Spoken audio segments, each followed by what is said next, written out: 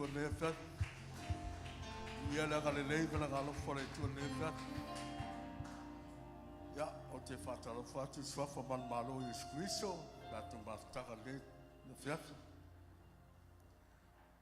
I lawan tātou waia, e si teimi o tātou whirai le se o tātou taitai, ia le uni ma se whaitua ia e loi. A le teimi tātou te whawhiro i atu swafa man malo i Kristo, suga whawhingaia, lako mo la tu whaitua, suga toeina mo la tu whaitua, ma se whaitia kono, ali te maitai, la tu waia ma tala fa veta ma tua tua sila ta ma tua me se foti la ma tua ta tu kalisia ma tala fa foti pulanga tala vo ma lo sila le kalisia via le tua fa tala fa fa fa pese via le tua ngalwega ma e me se la fa fa pese ngalwega ele se fa ngalwega fa ka ta se ngalwega fa fie ai fa fie me uma o no Yesu Kristo le lofa i le tua. Ma ta lofa foi a mese foi e lo latu. Ta pinga i me uma lava. Ta te foi o me uma lava di i le tua. Alleluia. Mese pati lai vi le tua le fef. Alleluia.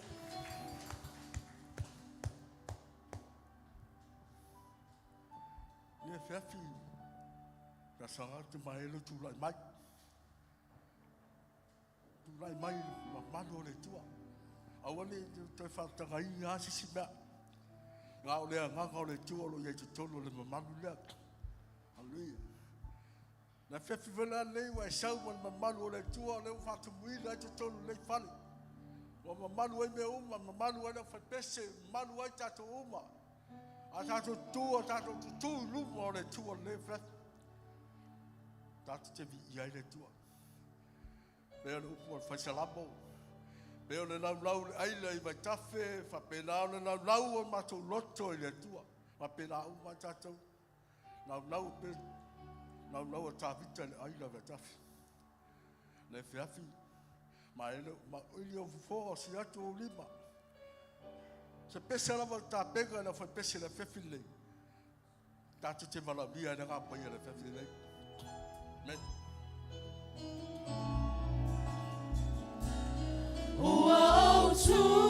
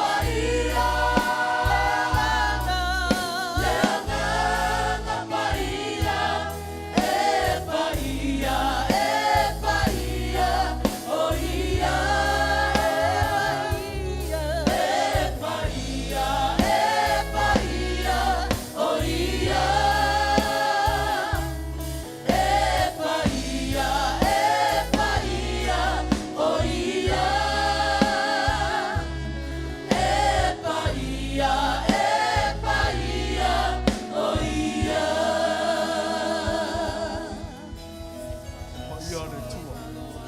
Malawa tua le tua. Matanga le kama le tua tonu le. O ia le mamaru le tua.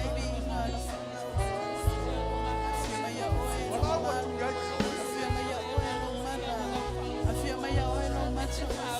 Matuku ya titatu.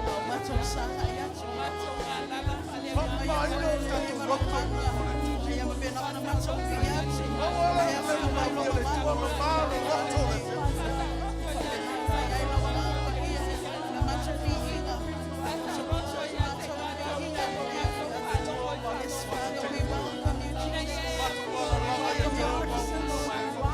tatu roto.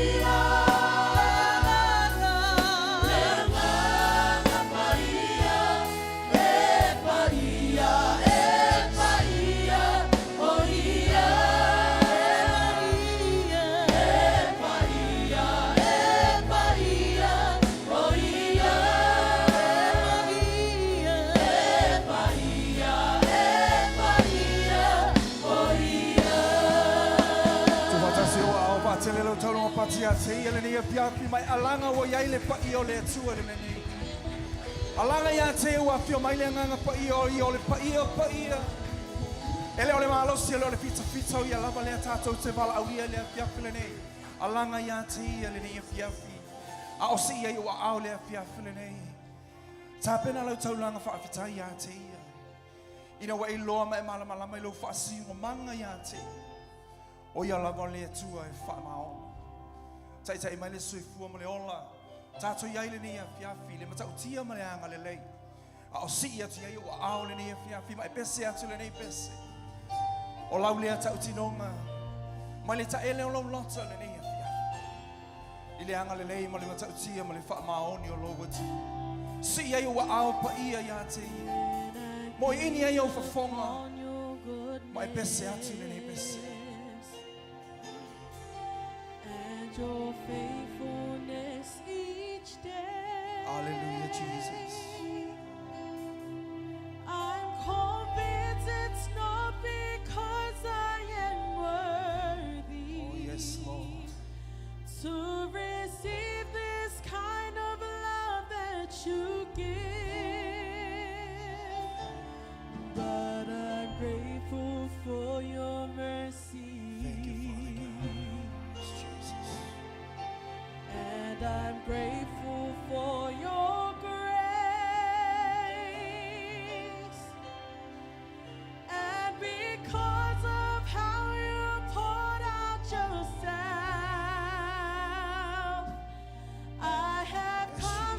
Hallelujah.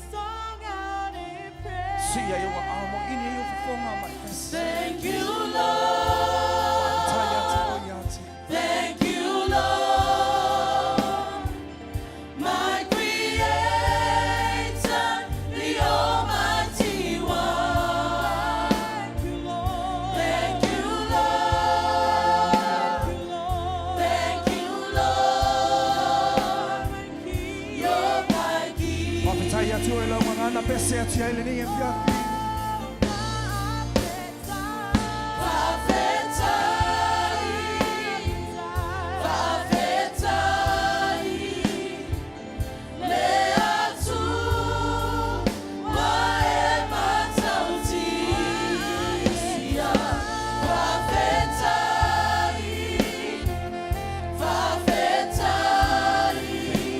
Sauya batolo wapitaya tu.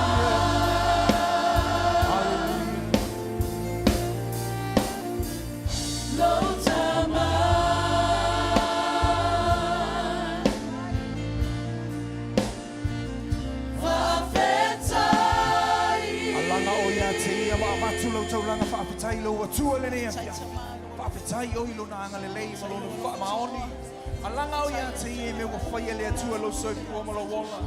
Wa iloa wa mala malama i le whaasino manga le atua ia te. E leo oio si tangata mai, e leo oio si tangata matika. Whaasalo to ina wa whaata mau a inga ina i tātou. Taua mia to ina i tātou le whaatua tua. O whaamama ina i tātou. O i tātou o le pele ia ke riso. Wa iloa lo tūlanga ia te ia. O oio le au pito lunga e le oio se. O oio lavo le pele ia te ia. A wau io le atua e wha maoni whaapitai o ia te ia. O mea o ia whaia o ia Sauniga. Le tono lo wa inga e mese. O lana whaia e au le mana ma le whaunga. Le wala aua le atua e lo soipua ma lo wola ma le whaunga ina e te tono lana ngā wenga. Whaapitai o ia te ia. O ame o e nau nau gai mo le anga e mai e maisa le luma nai. Tani tonu yai mai whaapitai. Ia lava le atua na te pola na te whaatau no. E leo se tangata na te tala pelo ai. E whaola tanga e ala ia ke riso Yesu.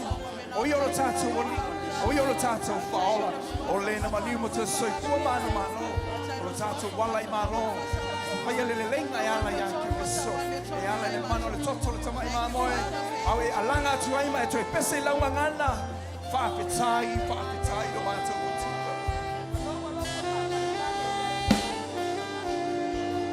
Hallelujah. Whaapitai mo le ona atani le ola e whaapitai. Ai le ngatalo tātou whaamoe moe le nei la loa. Olo iai le ola atani le ola e whaapitai wa Sauniga. O e tani tonu e na tani o. Hallelujah, Father.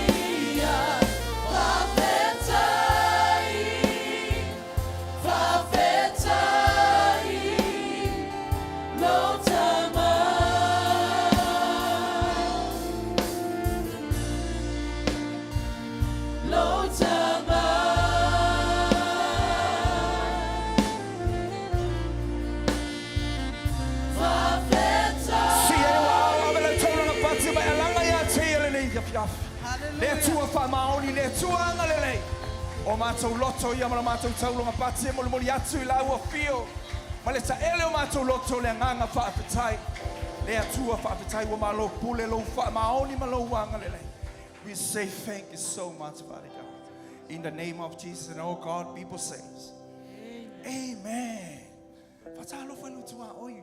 Wow, you look amazing. Nice to see you, man.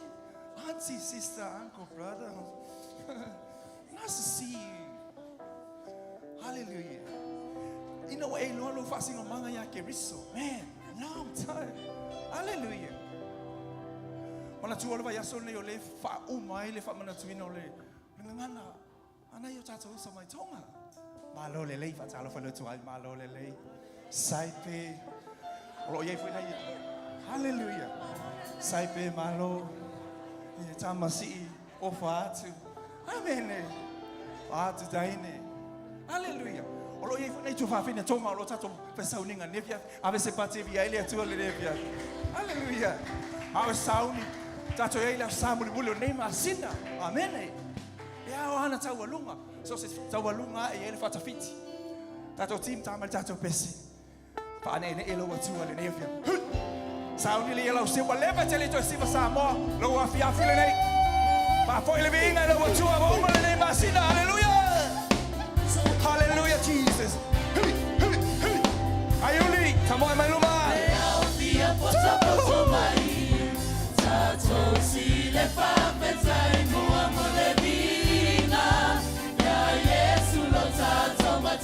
Sibai, que le foi mau le afi afi nei. Ata ata.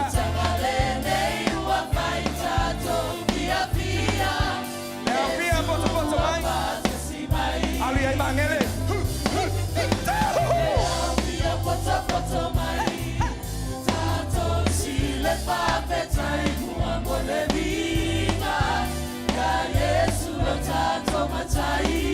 Hallelujah.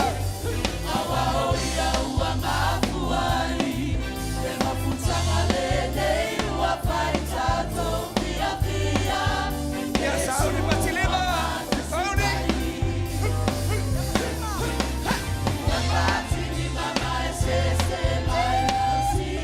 Seraya ata ata.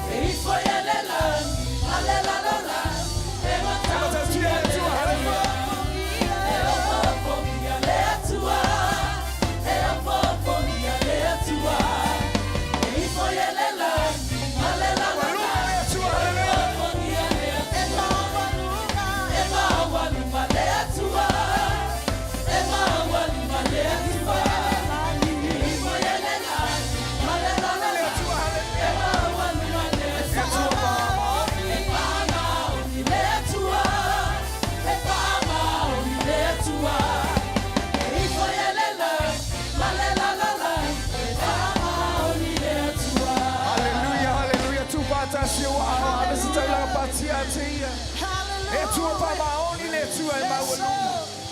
Le tua sili sili te tau ia te ia le viinga. Ua sili si li lava oe. Oe o le fai tau langa sili e mawalu na ine uma. Alleluia, ua mato mai e foia te o.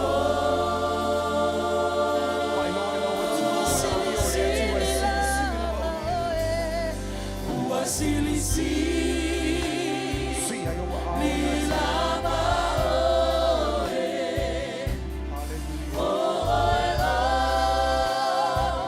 Le fai tau langa sili e mawalu na ine uma.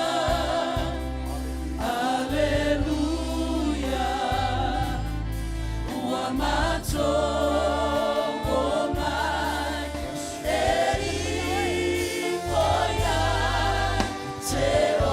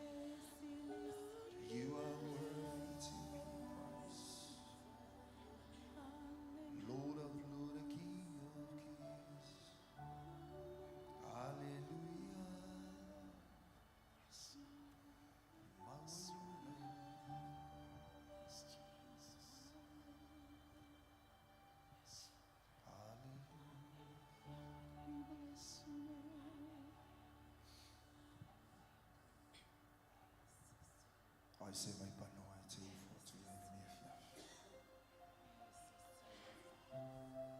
to tulia to oe me tapo ya tu ya te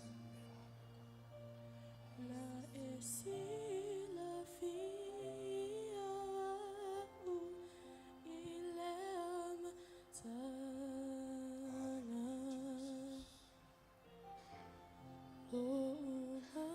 mafua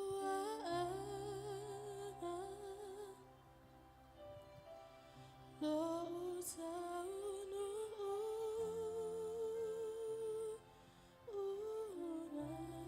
tapo ai oe lo watu ne wa etusi tusi olo ya yo ye le mene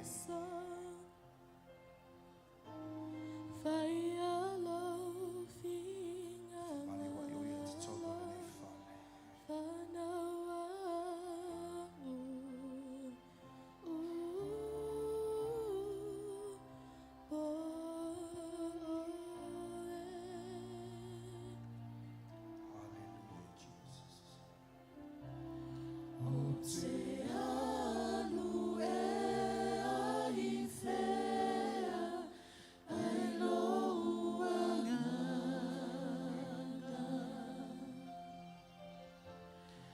Jesus sola y fe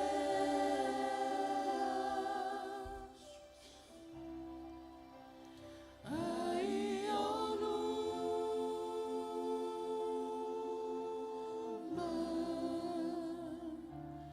wa esi o si o anu i oluma ma o utua wa fa o a i oluma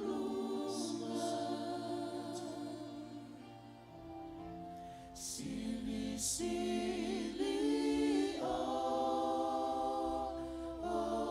e sili sili o e sili sili o no watu sili sili o sili sili o sili sili o sili sili o no watu sili sili o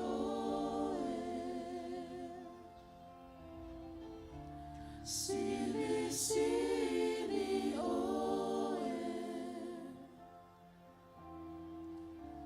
sili sili o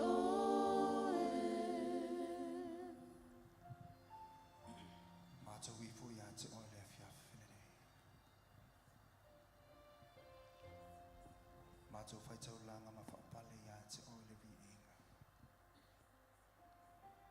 Mata watu sitia ma tau tau. Whailo atu lau le lei ma lo ma tau tia. Lei lava se tasi sili sili le nei lalo lagi ma le langi. Wana o la wa fio le atua o atua. Le ali i one. Le atua mai le amatanga o atu le ngata. Mai le vavau e o atu le whao. O le alefa le omega.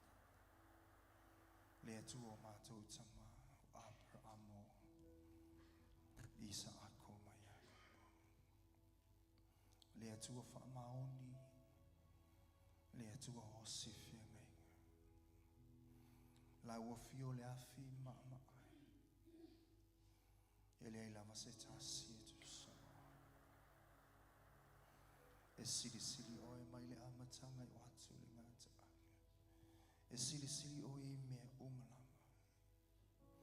E sili sili lo le lei lo whangau. Lo suafa e pa ia. Le le suafolo iai le ona, le suafolo iai le mano mano. Mātou a vātu le vi inga, mole mole atu le ta ele o mātou loto. I lau o fio lo mātou o tuo le tama, le tuo le alo, le tuo le angavas. Ia vi ia oi.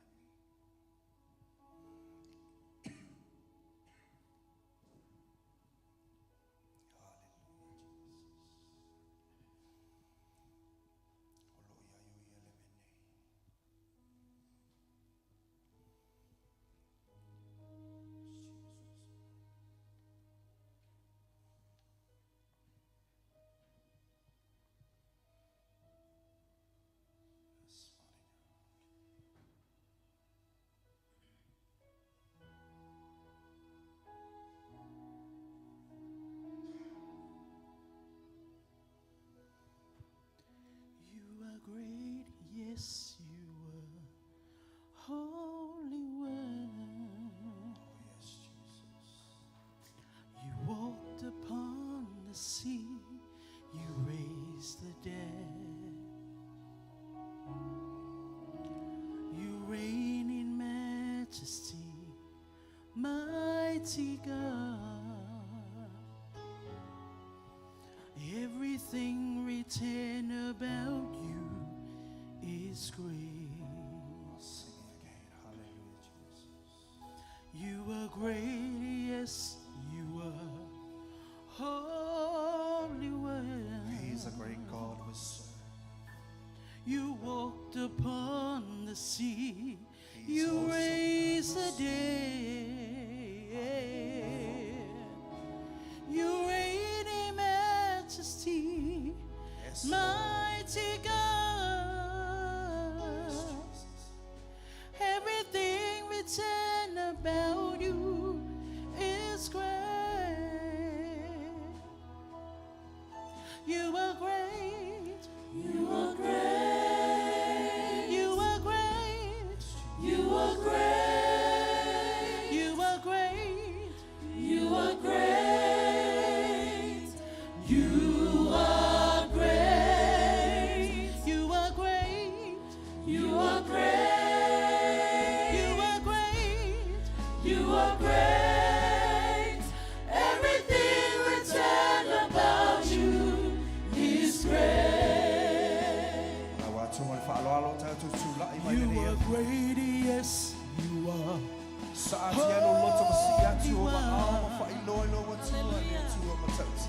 You walked upon Fo ia the ilona mi sea. inga le nei. You raised the dead. Oh, yes, You reign in majesty, mighty God. Everything written about you is Si great. alo leo hallelujah. Lord, you are great. You are great. You are great. You are great. You are great. You are great.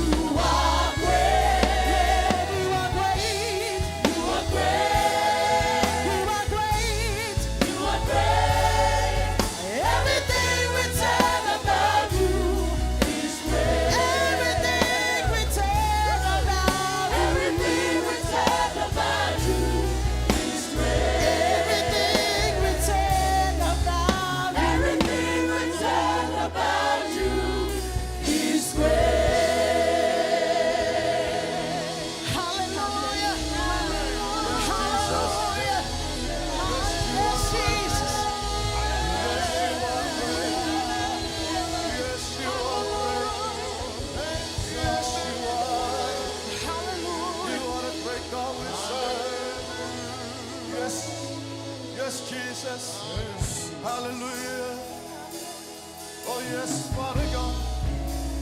Oh, yes, Jesus. Hallelujah. Yes, Lord. You are the great God we serve. You are the great God we worship.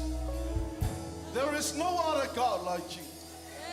From everlasting to everlasting. From eternity to eternity. You are the great God we serve. You are the Holy One of Israel. You are the Lamb of God. You are the Lion of Judah. There is no one else like you. We worship you and we honor you. We bless your wonderful name, Father. Let your name be glorified. Let your name be exalted on high. You are great, you are great, you are great. You are great. Yes, you are. You are the great God we serve. We give you all the glory, Father. We give you all the praises, all power and dominion. You are worthy to receive. Ole mātou chapo inga le ia te oe lo mātou atua. Ua nā oe te tau iai. Ele ai seisia tua e pei oe. O lo matau tia, ma lo matai sau. Ma lo sili sili ase te maualuma. Ifo tuli vai uma e tau tau e lo whaiva uma. O oe lava o le tupu o le li o li. Mātou whapea atu le ia fiafa. Ia vi ia oe, ia whamanuina oe lo mātou atua. Lo mātou a li'i ma lo mātou whaola. Mātou whapea atu, mātou te alo lofa ia te oe.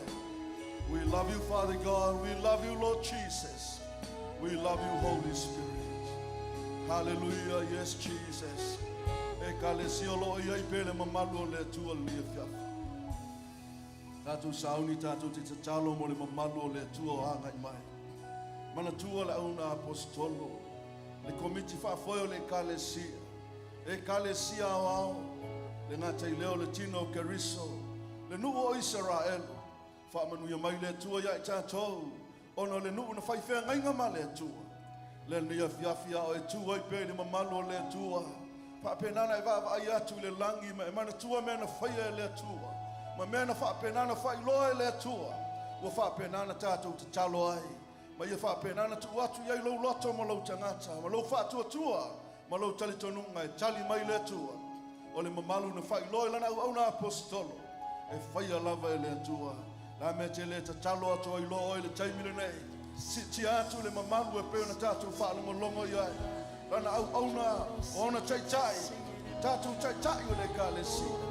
Lona tino keriso le alolangi. Lona nu o Israel. We can pray, pray. Let's pray. Hallelujah. Leo tele atu.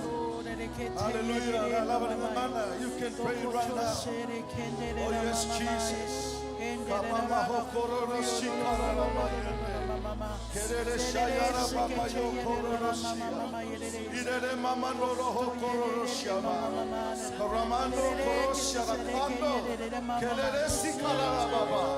Irere sikara la mama yo koriasa. Gloria manda tahaya sikoro. Rosa la mandere hekerere. Kerere papa yo kororo shiara ma. Irere satara pato kohoria. Kuria sandara mama yoko. Irere sikara la mayoko. Kerere shayara. Irere pama mahokoro sanda. Irere karamando. Irere sikara la baba. Irere shayara mama. Kuria sekere horia mama. Irere mama mahokoro. Irere satara mama. Irere shayara mama. Kuria mama no. Kerere siya mama. Kuria mama ye karasi.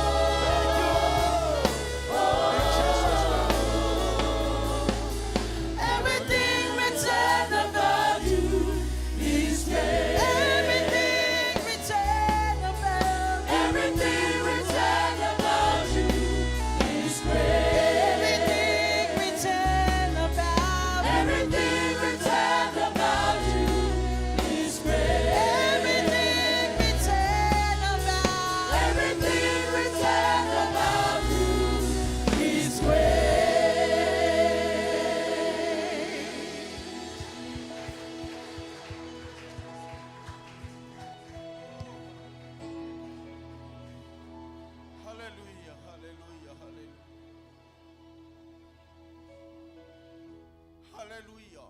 Hallelujah. Whawhitai a ngā ngapa ia. Whawhitai lo ma malu le tu.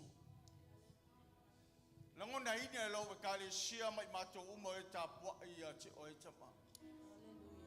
Awa o lo ma malu le au mai le whaasino manga i te tonu o lo e kare sia le tu. E te wha manuia mai ai e te pai mai ai e wha lau tele ina i lo mato waba ai whare nganga ia te o. E whapena ono ta tala i o mātou tangata ma ia. Whapena ono lau tele le mātou wapa ai. I poka lame o e Sauniga mo lo e kale sia le tu. Ai mai so wha mautu ina ai o mātou wanganga ia tanu tonu ma tapua i pēa ia te oe. Ia ono sai ma ia wapa ai atu i lau whasino manga whawhetai tele le tu.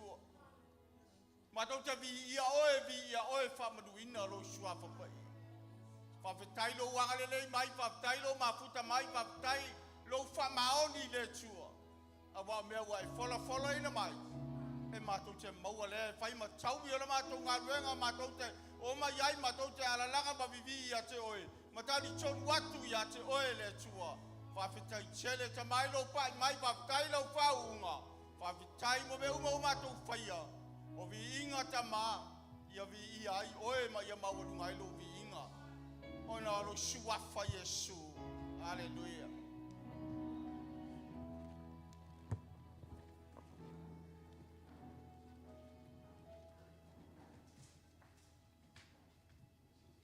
Tacholo lea fia.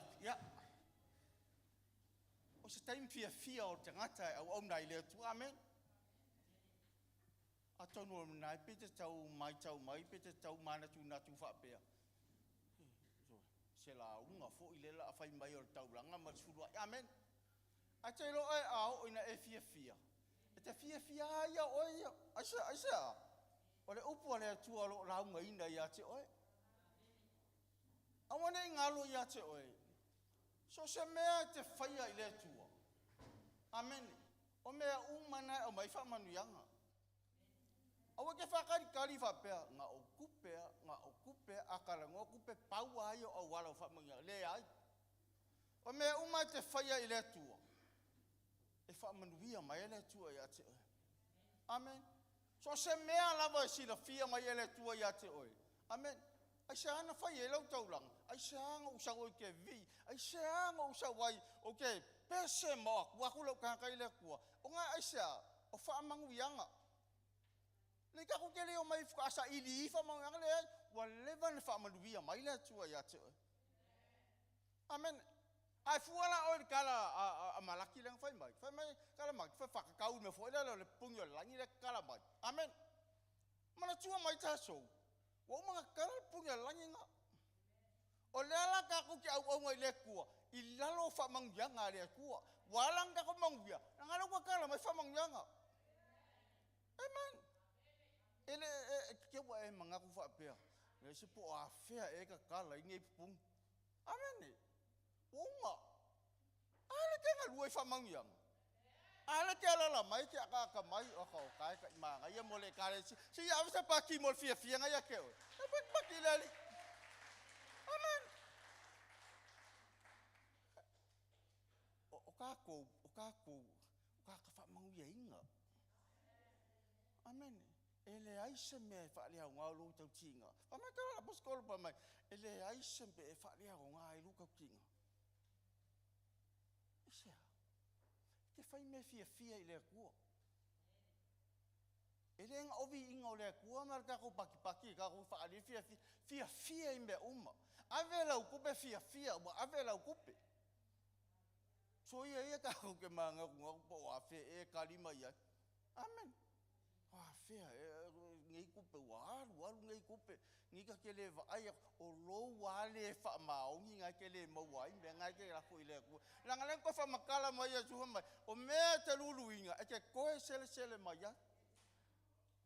La sulu ai mai malaki. A sau ya su, fai mai o me ke luluinga. O minga ko fa makala uma mai ya su me sulu. Amen. La kau sisi ai si ngal pauanga. Ana sau ya su ya fai mai o me te luluina. It's so sele mai. Ko o aku ku le si vai nga ku se nga mai O mea te whoa I atu, toi whoa ina mai. E leo se maliula le kau keo ai wa kamanga, nganga wa kwa ai koe a mai a lasonga. Amen. A kongula o le whaaiunga o la foi lea. O le whaabingang sa oanga al whoa. Whoa I aku, koe whoa I mai. O kat konga o ia. Ia vesea ngā mea.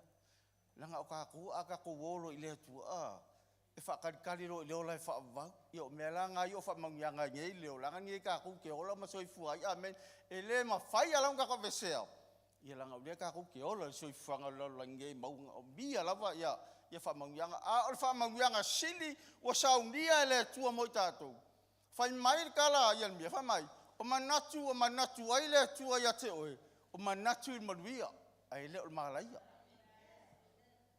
Mai ngai o mangaku le kua. E au mangaku niskai. Ka fiu fo ia whai. Fiu fo ia lafu. E wa aia koe le aia se me. O rou le whamaong ia oe ia ngai mafua. O rou le karikongu. O le ave so ngā ave. Ia amene. Ave marfia fia. Whai marfia fia. Whai a kosurai. Koe lului I. Koe foai I. O ngā. Whamawia kiri mai ai leo le atua e kākau. Whamawia le koe lo lakonia fiafi. Whai marfia fia lau surai malau foai. Ia lela tāpena atu tim. Ia se pese lea. Ia ave fia I lau whai ngā kaublanga. Nia fiafi. Amene.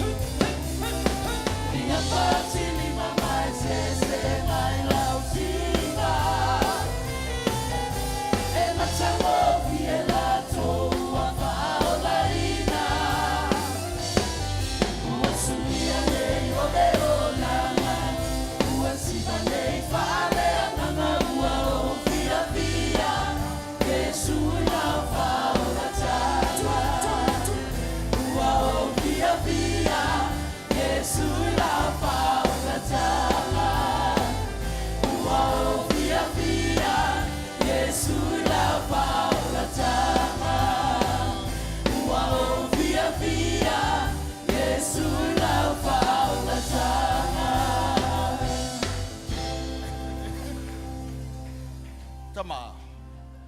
Mātou whaia malwhiwhia nei mea uma o na oe mātou. Mātou te roa oe le tua te whamanuia mai so se mea mātou te whai. E oe lo mātou whiwhia o tupu ai mase ori ia I mātou le atu. E whaawau ina pēo na mātou whai tauranga. Ai ta ua hilo suafa mamalu o na manuia le atu. Whamanuia mai oia I lato uma amane kalesia. Wa tu o lato lima I tono nei tanga le tua. Pa yatu o ao. Pa yatu o whamarianga I o mātou loto uma. Ina I o mātou loi pēo na mātou au na fia mo oe lo mātou atua. Whamanuia mai so stasi lava. Ua whai o ne e sau mea stauranga mo oe. Ia vi ia ai oe ma ia mawalunga ilo lava vi inga. Wa I mātou ma. Wa o mātou ia ua whionga pa ia pe alaunga ele nei ia fiafi. Ia wha penan wha tino ina ala. Ila ngalua mai o la mana o lau wha unga. Maua I se upo ya wa o inai mātou tama ina ia wha penan wha awawai pea. Le mātou sāwalinga wha tasima oe. Whamanui e tia a kono ngā lue o le nei aso. Ma le whamoe moe, ia vi ia oi mea uma mātou te whaia ono lo suafa Yesu. Ala langa le kale sia le tua. Amen.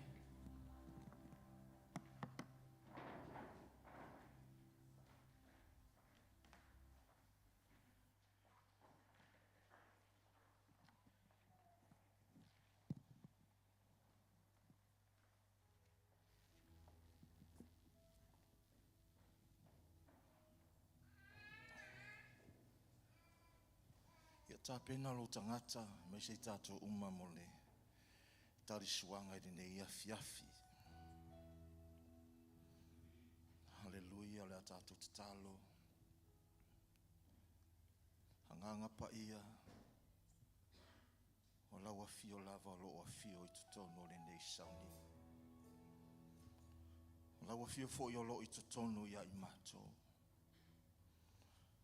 O lawa fio fo i te whaamatala talaina, whaamatala loto ia i mātou, le winga, le tāua, ma le mafua anga le nei sauninga i lo mātou wola.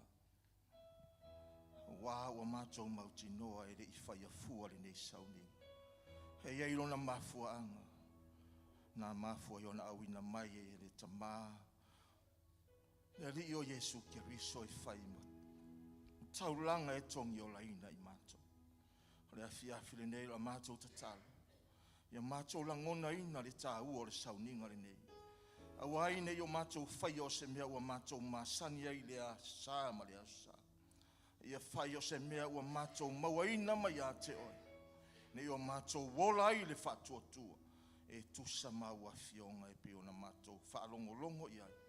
A o au ina i mātou whaamanuia mai la ua fio. Whapa ia ia i mātou uma, ia lau au whai ngā ruenga, ia lau e kālesia. La sā uni e tāri sua whātasi nei a whiana. I lo tino malau toto. Ia mai oelo mātou atua le lei. No lo sua whai Yesu. Haleluia. Lea la ngā rulu e atu la au whai ngā ruenga. Tufa ina atu. Whai e te taua o ina. Tā ofi mai lea si o tātou tāri sua whātasi.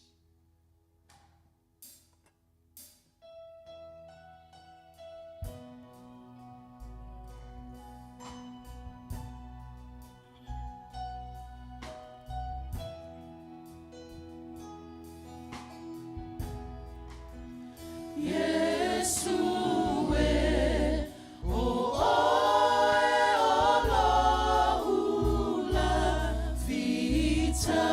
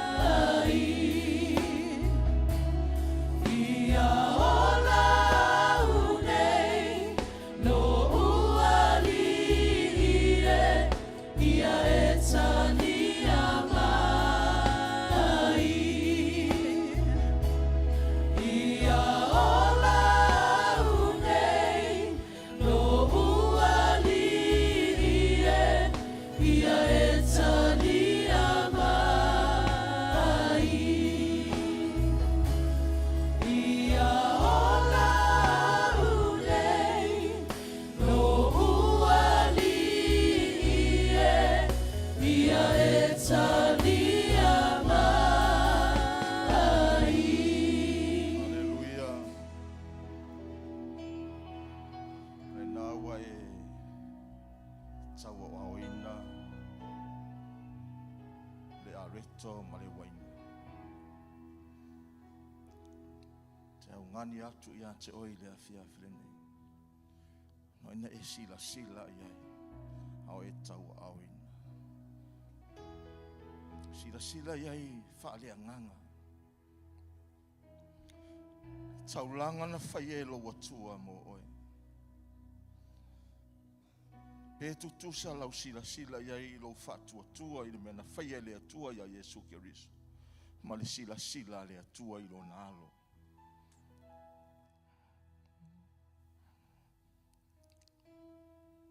Mai le vaaya Ioane ia Yesu o le tamai mamoia le atua. He lea i se pona, he lea i se ila, he lea i se manuminumi. Mai le vaaya Isaia.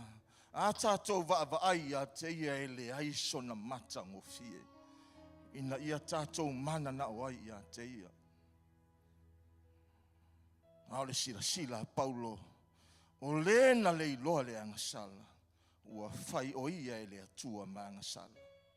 Na ia avea i tātou maami o tonu le atua. Whai mai le upo le fionga pa ia le atua. Na sila sila i ai le atua.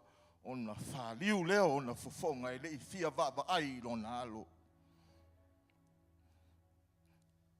Wafo i e le fia le atua i le angasala. Ao le angasala le tangata. Na whae e umailunga i a te ia. Moni mawai le apostolo Paulo. Ua wha sa tauro ina wha tasi ma ua ma Keriso. O lau angasala, na whae e ilunga i a Yesu Keriso. Le mafua anga leo le Sauniga le nei. Mea le nao le ana wau ngani atu ai tātou te vava ai whalea nganga. Vava ai le loto le whatua tua. Pe tātou te langona ina, le tā ua oe lumo le atua. Na fua ina mai ei Keriso e ala i le Sauniga le nei. Hai mai apostolo Paulo, whaasataro ina whaatasi tātou ma Keriso. Ina ia o tātou maua le ami o tonu le atua. Hala uatu ma le whaaloalo tātou tutu lai.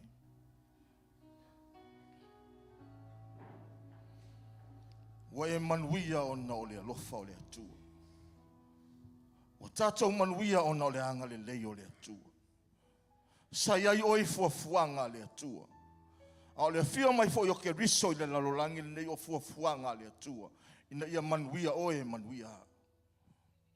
O le ami o tonu le atua ta o ami o tonu ina i tātou. O le manuia o le atua o tātou manuia ai. O le tamau a inga o le atua o tamau a inga ai tātou. Wa tātou maua le wha malolonga mai le atua wa o wha lava o Keriso e malolo ai tātou. Wa tātou sa o loto e ulufale le mea siri o na paia. O na o le toto leo le tamai mamoe na whamalingi ina. Mea lea tātou te whata uai. Le tino ma le toto le leo Yesu Keriso. A whai tātou te langona ina. Wa tātou le to e whaia le angasala. A whai tātou te langona ina. Tātou langona ina ti ngā o Keriso. E nea whiawhirindei. Whai atu lava sautala i le atua. Tala noa atu oe i a te ia. Whai loa atu i a te ia. Ne mea o loo i lo loto. Ma le mafua anga o le Sauniga. Ne ia o tau au ina i le tino. Ma le toto le ri o Yesu Keriso. O le alofa le nao lo atua. O le whaamaoni le nao lo tamaa. E tusa mana fola folanga. E le no ni ona fola folanga. A ua whatau nu e ala i le maliu. Ma le toe tu o Keriso. Hallelujah. Hallelujah. Yes, Father. Hallelujah. sila wa whaafafonga. I le wala au lau whanau I le afiafre nei. Wa mātou langonda ina whaatasi. Le tāu o I mātou ia te oe. Maloa lofa e pe ona fo ina mai ai ke riso e maliu mato e tu. E tongi ola ina I mātou. Nei wa mātou talia ina I le whaatua tua. Wa mātou tali tonu e tusa maua fionga.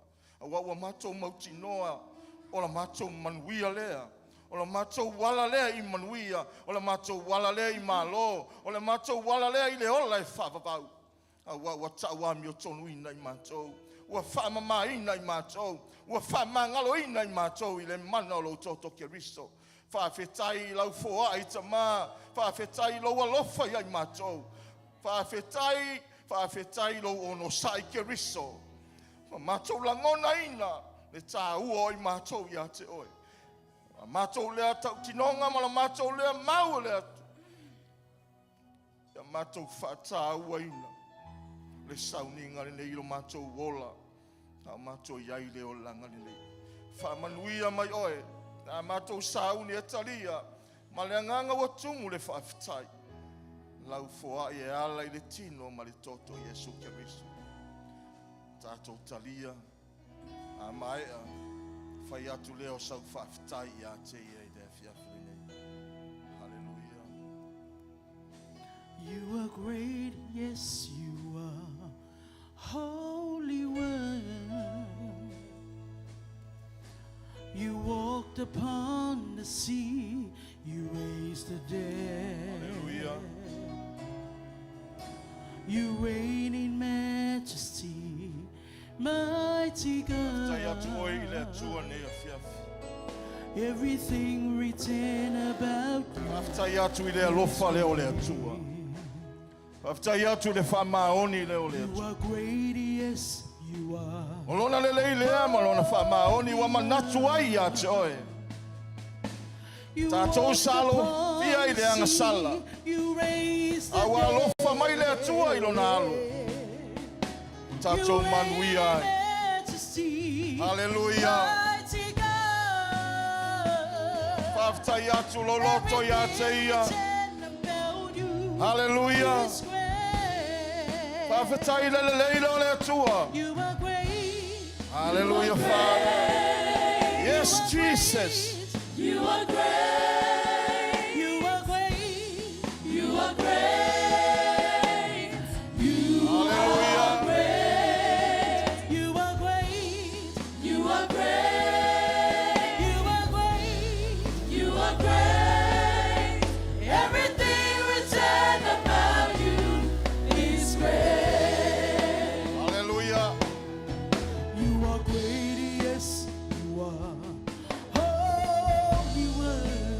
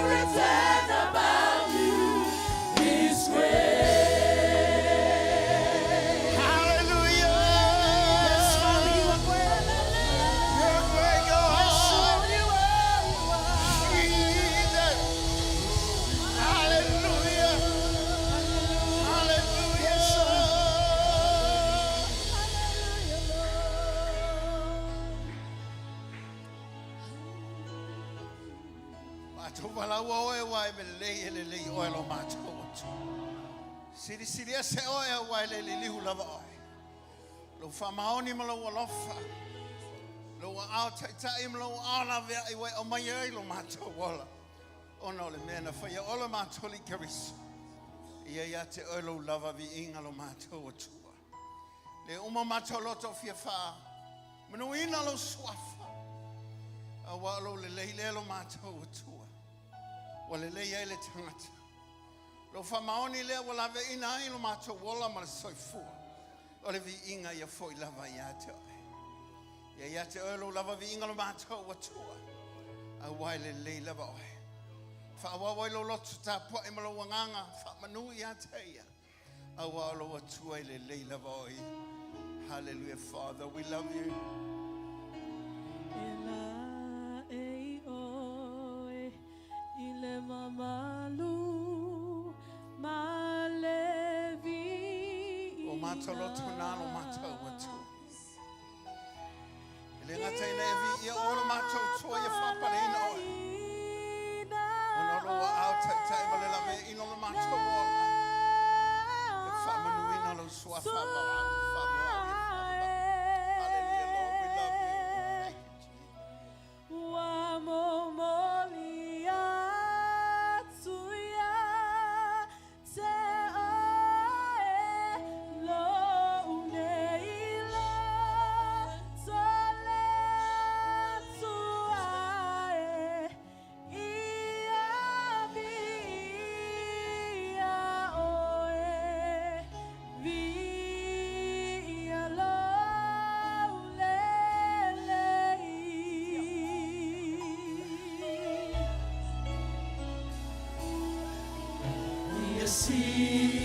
Sia oe ile viina ale au paia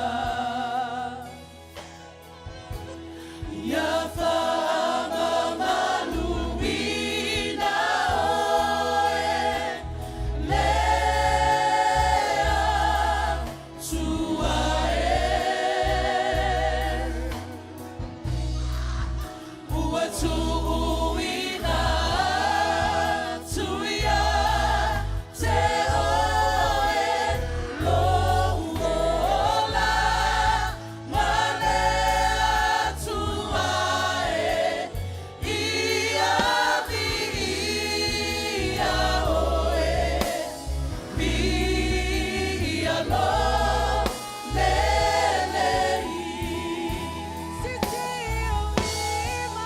Sile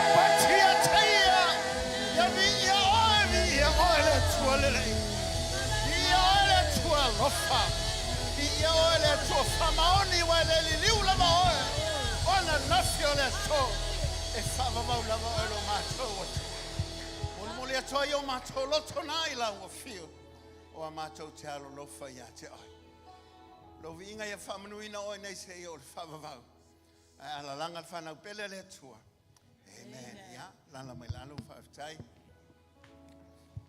ya o fa wa ile ngalu mai o le tua le nei va nga le aso fa lo toi fa maoni ma le nga le o le tua o fa pe ta tu ya I tono o fuanga le atu lo so formal tato wola ya au fa pe nga lu atu ye I loa au normal atu le mafai tato se meha au normal atu tato tele vai manuia mal sa tonga we tape naina e ala sakala me tapa ye le fa mantunga fe nganga na fai o tato le Yesu Kristo au nganga fa ftai me nganga fa manuia te mo wol nei la tato te felo yai Faftai tuai ono le tulanga pena yelta to malu nei I te wina mai leva yaso I leva yaso ya mele tu fata se o a se patele lava vi ya ile tua ma lo faftai atu e tato maftanga tato ainga te tai pena fianga yai tato e kalesia ya fa malo faftai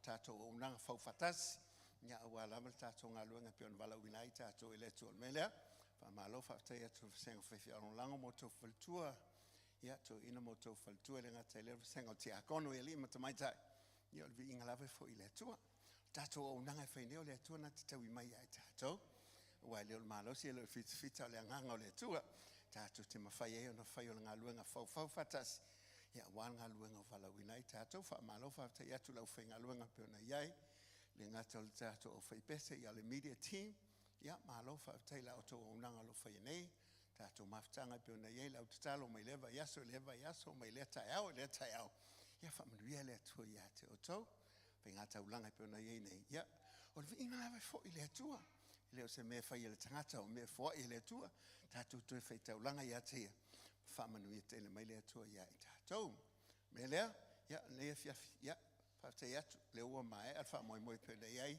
ile maftanga tama o le lato retweet pe na yai ya malato o nga me lo fa nei ya wa o le sa Sauniga ya le afa pe na tato pati ai langa le lei o le atua ala I tama o fo e mo le kalesia ya me se ainga taitasi o la to fai mate inga I tono ainga mai kalesia o no le ngata ile ya o le la to fo I tu palpala pe na to fie la to ile tua e ve mate tai o ainga ya nei la fia ya mo le atu le nga fa maloma le nga fa tai lo fa pe tato tali maloma ni so la fa nga lo nga le nei tain ya o lo fa pe lava no mai le anga le leo le atu el fa malolonga le ngata ile ya o le upu lo mo mai e o la nei fiafi o fa tu foi la fa nga lo ya ele o ngana an fa yo tato retreat ele lo po o nga ya me pe on mena na watu la foi na le fa longo ya o mo foi le toto e o e fi fa longo pe na o nga me e tama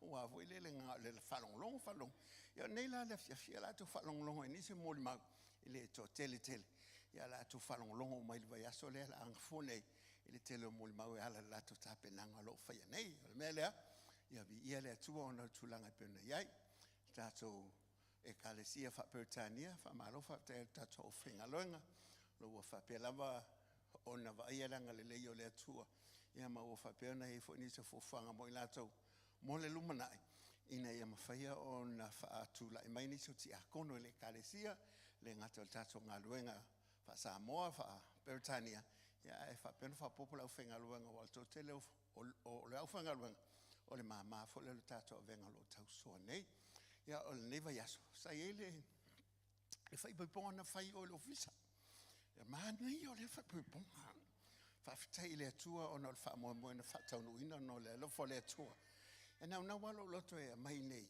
se fa pena fai ele talo fa to lu mo tato ngaluenga te o fa peane o mai la o fa peane we per me o fa pa ia e nei tangata pele ai ame a wai ai al masalo nga ya tato ele lo a fa pena fa ai lo tu lu mane ia ona le ia le matato fa bene o me fai ai lu mo le tua e le ngata mama toto ai vi ia le tua tu fa sia inicio alo o le finga luenga ina i mafai lava ia ona lima tsaitsa ina i tato tu som tai ala u fa vai ai tato ia la finga fa sino le tua i to tono lana ngaluenga ia o tono malta maleo i fo io Benjamin o mai kama Benjamin ia vai tama au le leile sa fa polas ia malta mai tai la le lei oi fo io ia o mai mangai sa vale mai manai moala male fo io ia mai fo ma Benjamin ia o mai manai ia o le mana pola men lo no fo ese ai o tana lo no fatas se tama fo le Benjamin tau fa pe mai ana me mai se pati mo la o nei vai ngala via Nalo ya rola utana facho.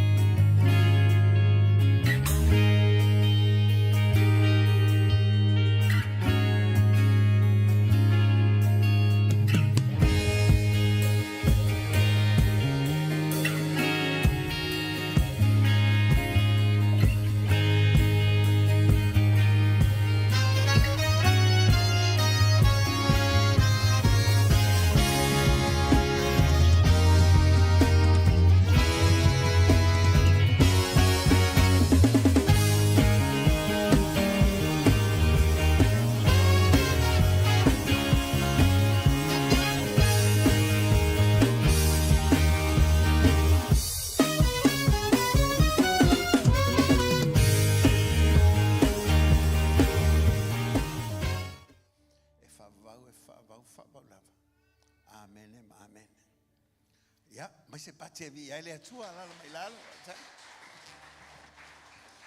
ya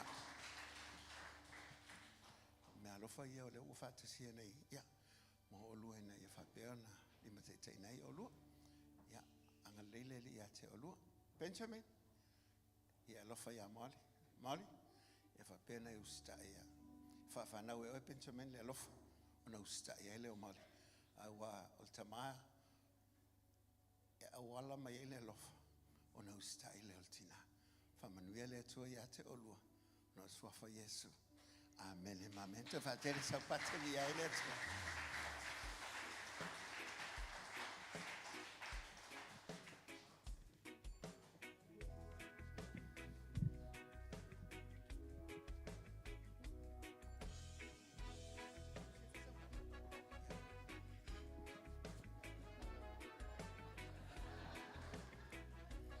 Lui,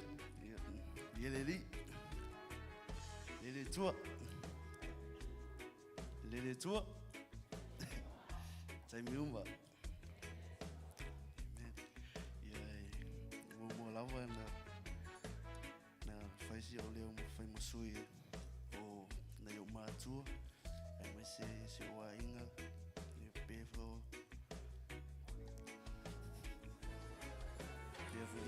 se o roa wele nei mole tua lava le Lotu faftai mo le nga faftai nei fe au tai tai ya staleuni ya pe tia tu mo sui tai tai ya mole foi lo fa kai ma Lotu vo lalo o I Lotu faftai nei uso voi ma nai ona watu ya pele e kalisia namo ya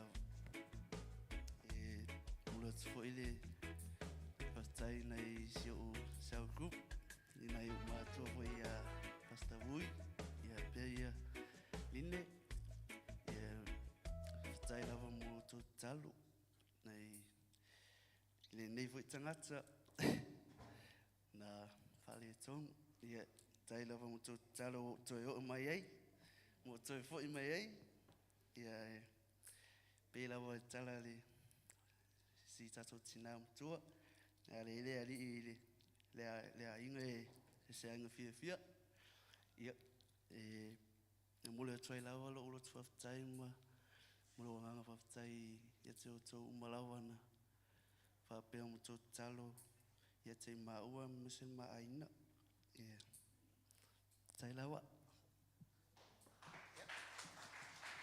mai se pati li ai le atua faamanuia le atua iā te o lua I want to turn off for this. I want to learn off for that. See my Benjamin and Molly. No for lay my for na. Se ba nga ulo ngofo ka fa sa ka. Nga bosa. Ave se patevi ai le atua.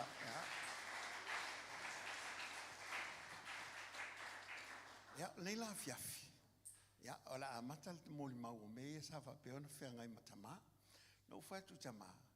Te ia o fe atu longo o te lola ai longo to na ini so tamale le ia so le popole pe tai le ai o le o fe atu le so mai ai fo ya Elia ya fa tu Elia ya ona sa fo ina lo atu no le tele te mi te tu o ya sa we fa sa tala I me fo sa fe ngai ta to mo ni so o va nga ta o sa fa pe ona fa so mai le ta to fa ya onga pol fe la onga ia so lua le mele tu fatasi o avs patele lava le sunga ya Elia tawalpini ya oia le an fa pe mai le o Elia e umalana mo mau mele le to usu malana pese o fa pe e se foi la manu ia o fa moi e uman fa yana mo mau to usu malana pese ya avs pati mo Elia ya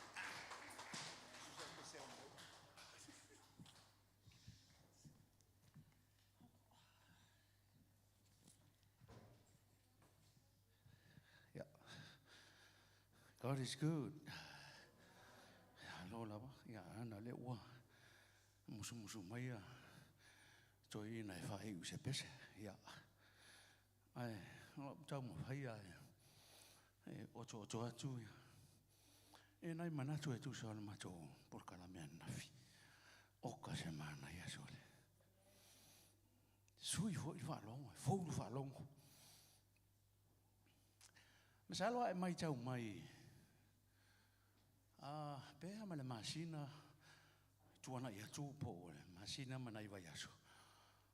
O le upu a lea e au mai e whailaunga. Tato e kalesia. O le upu moni. O le upu moni. Le foi lawa su, mai le sunga le whaiaunga. Ia o lea lawa e so solo ai a. O te rei loa po le hale mafuanga.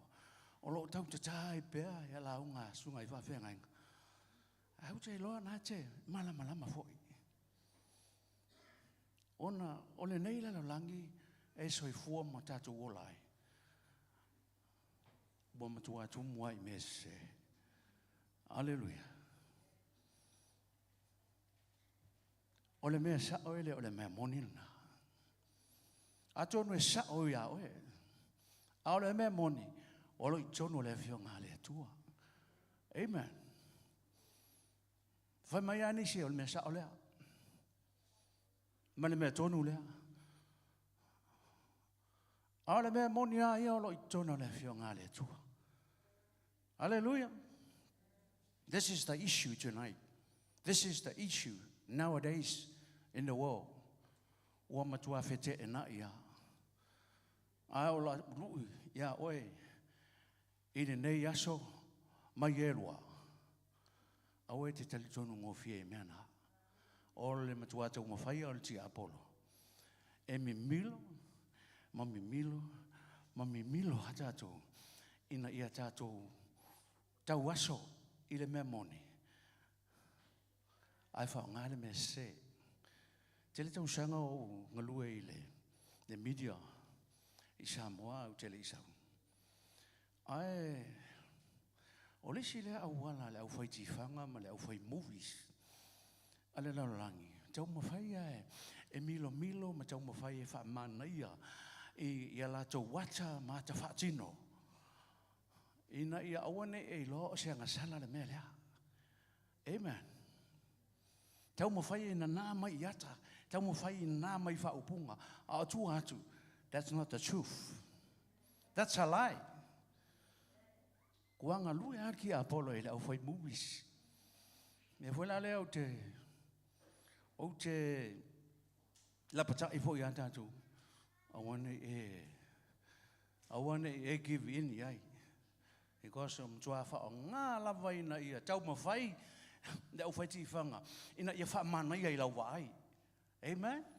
Tau mawhai ina ia tō sina no fia lau sirisila ma lau mai moa. A atua atu, o le matua sisea. Sin is a sin. Amen?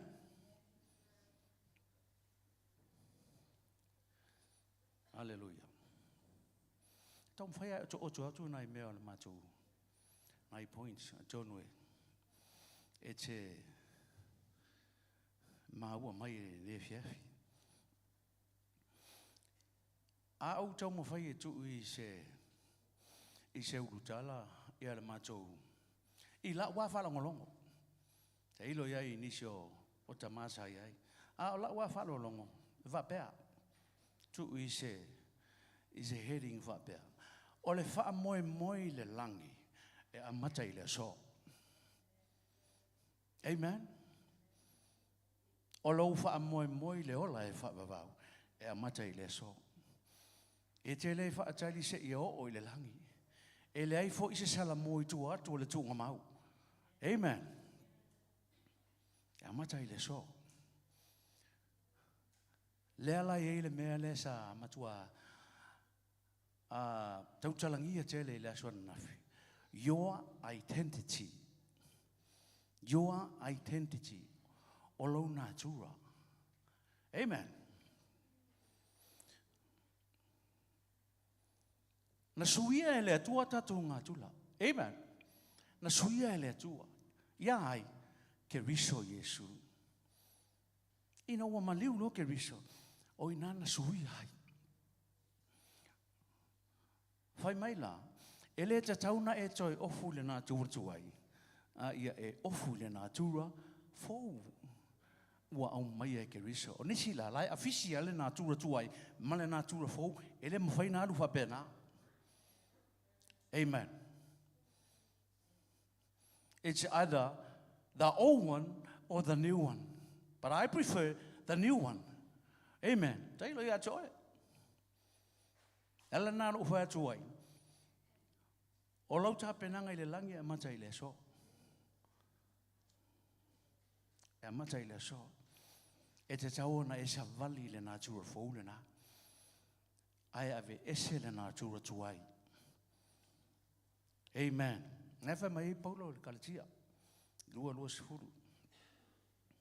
Amen. Fa mai ina ua o moa ke riso. O tauta mea umeia. E te toifia mana o io tauta. E se toifia mana o nio tauta. E te le toi mana o nio tauta. Fa mai a Paulo ina ua o moa ke riso. O tauta mea ia. The old nature. E te le toi mawhaina e toi mana o io tauta. Vai la jeso tatou toi mana tu nio tauta. Hallelujah. Waki a io tauta. Ai va aile na tu rafole. E te soifua ma o wolai. Amen. Onisi mesa o mai tauina. Vai mai. The life of a Christian should be improved. Your lifestyle as a Christian needs to be improved. Ile nature of who lewa ia. Ele tauna ua e soifua maola ile natura fole. It needs to be improved. Langa laita milo alti Apollo. Peo le leona tangi. Amen. It needs to be improved. Improve. Fight for winner. Fight for winner. Every single day of our lives. Amen. O fuanga mamauna le atua. Fuanga mamauna le atua. Ina ia aua ne o tatu se sea. Awa fa mai lai pisi alti Apollo. Fa mai pisi ti Apollo na ia distract tatu. Mai le natura fou lea. Awane i ofu ai le natura fou lea. Amen. Ia e ofu ai pea i le natura fou. Mena nai pisi alti Apollo. E fa punisha, distract tatou. Mai le natura fou lea. Awane i tatou mawaina le natura fou lea. Awane i tatou o ofu ai le natura fou lea. Hallelujah. Ya male me mulmuli. Ona ole ya ile si le mulmuli mai acha. E tele a me ile aso nafi. But o na me ya molo si la fia.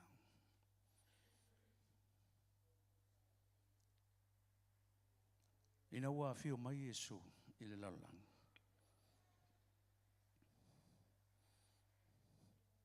Tolu se fulu male tolu male afa tau sanga. Talo no soi foki riso. Ai mali ulo. Ato no e ni se fa pea. A mali usi tanga tai tolu se fulu tau sanga pea ko mali ula titi tele. Al temi na tau sanga na Yesu na mali wailo. Ono ole plan ale atua. Sa manatu lava Yesu, ma manao Yesu. E wha wau pena na ngaluenga ile tino nei. Wha malolo. Tala i whina ngalo le atua. Delivered. Pare o le whina ngalo le atua. Ua tatau na maliu Yesu. Why? E ato e wha fo ima i ato e maa ule na tura fo lea. Amen. Hallelujah. Wha mai Yesu. O tele isau e whailo ulawa loto.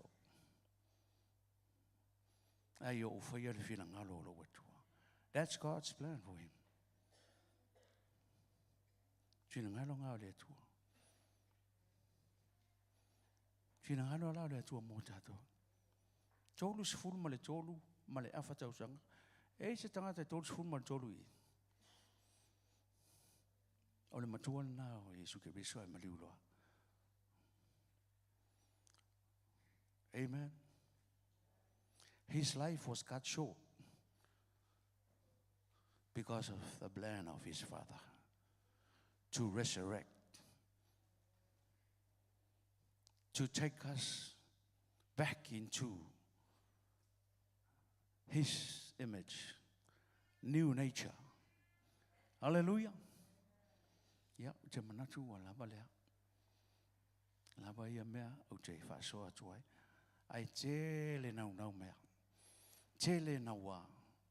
Mea sa whapena ona. Ona tautalangia ila asua nafi.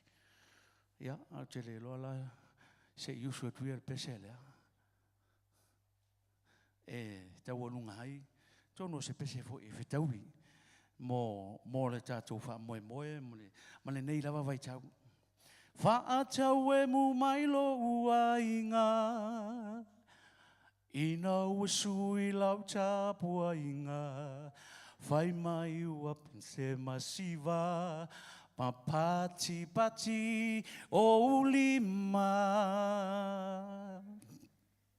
I oe wa tonu lau filinga, e talia Yesu lau valawina, matuina tulo wola, o te au na hai molo vinga. Lead me, Lord, and hold me in your arms again. I feel your love, you feel the beat of my heart. You're the one for me, for you, my Lord. I promise you I will never ever leave you again. I promise you I will never ever leave you again.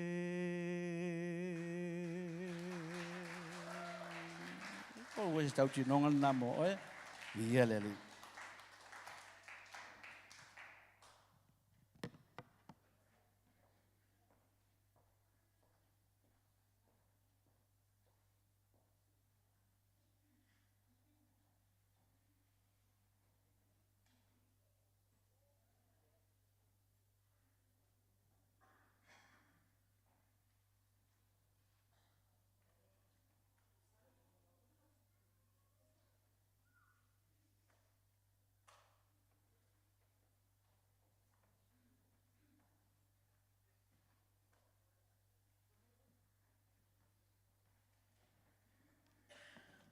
Avere se pati tere mo le atua nei afiafi. Hallelujah.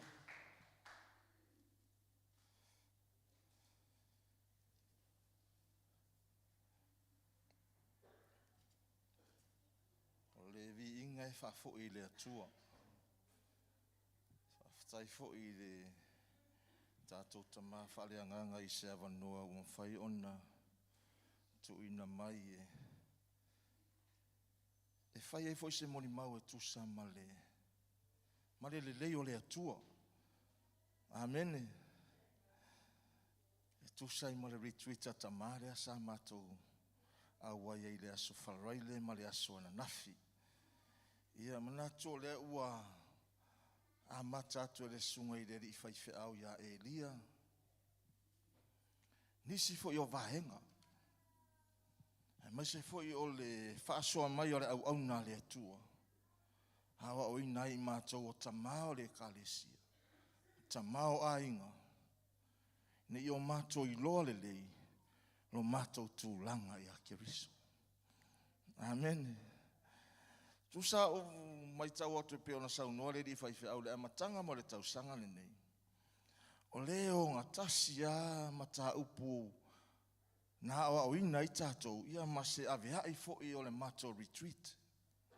E pei ona iaile amatanga sa iai fo i nisi sa wha malosi ai. Ia tu le upenga i le loloto.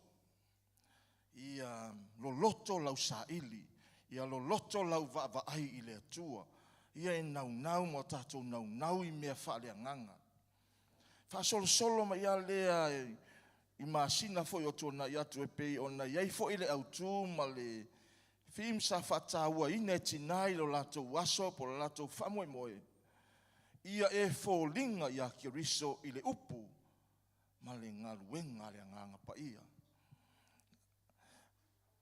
O le awa foi la sa o inai mātou I le weekend nei. E o ngā tasi lava. Mo tā upu ia na o inai tātou mātua whale nganga. E mese au nanga whapenona tūla I le upu le tua. I le pōle aso wharoile mo le aso tōnai. Sa a mata se taranoanga le whailaunga.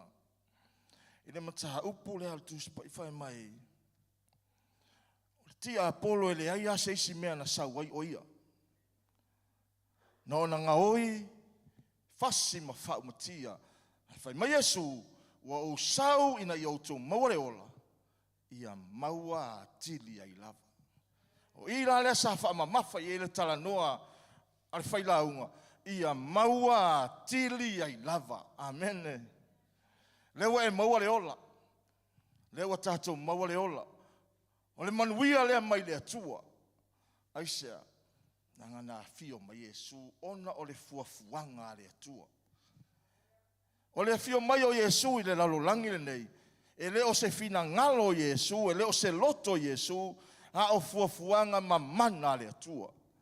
O isa whailoa le whailaunga, I le whetalainga le atua ia Abrahamo, na whetalaiai le atua ia Abrahamo, o so lau whanau e manui ai atu nu le lalolangi. Amen. O le whetalainga le atua na whai a Abrahamo I le amatanga I le tusia kenesi.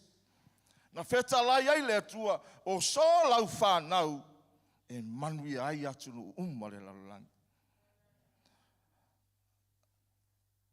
O le fuafuanga la le atua le anga fio mai e keriso e le o se fina ngalo po se loto le ri o Yesu. Ai fai mai foi le tala Jeremia, wa iai foi oe fuafuanga le atua. Wa iai fuafuanga le atua mo tātou. Ai sa ili le atua pe whafeo na whatino. Amen. Ale ana whatau nuu ia Yesu Keriso. Mai ere whetalainga Yesu iona auso, o te le isau e whaialo loto. A o le fina ngalo le na awina maia. Hallelujah. O le fina ngalo le atua.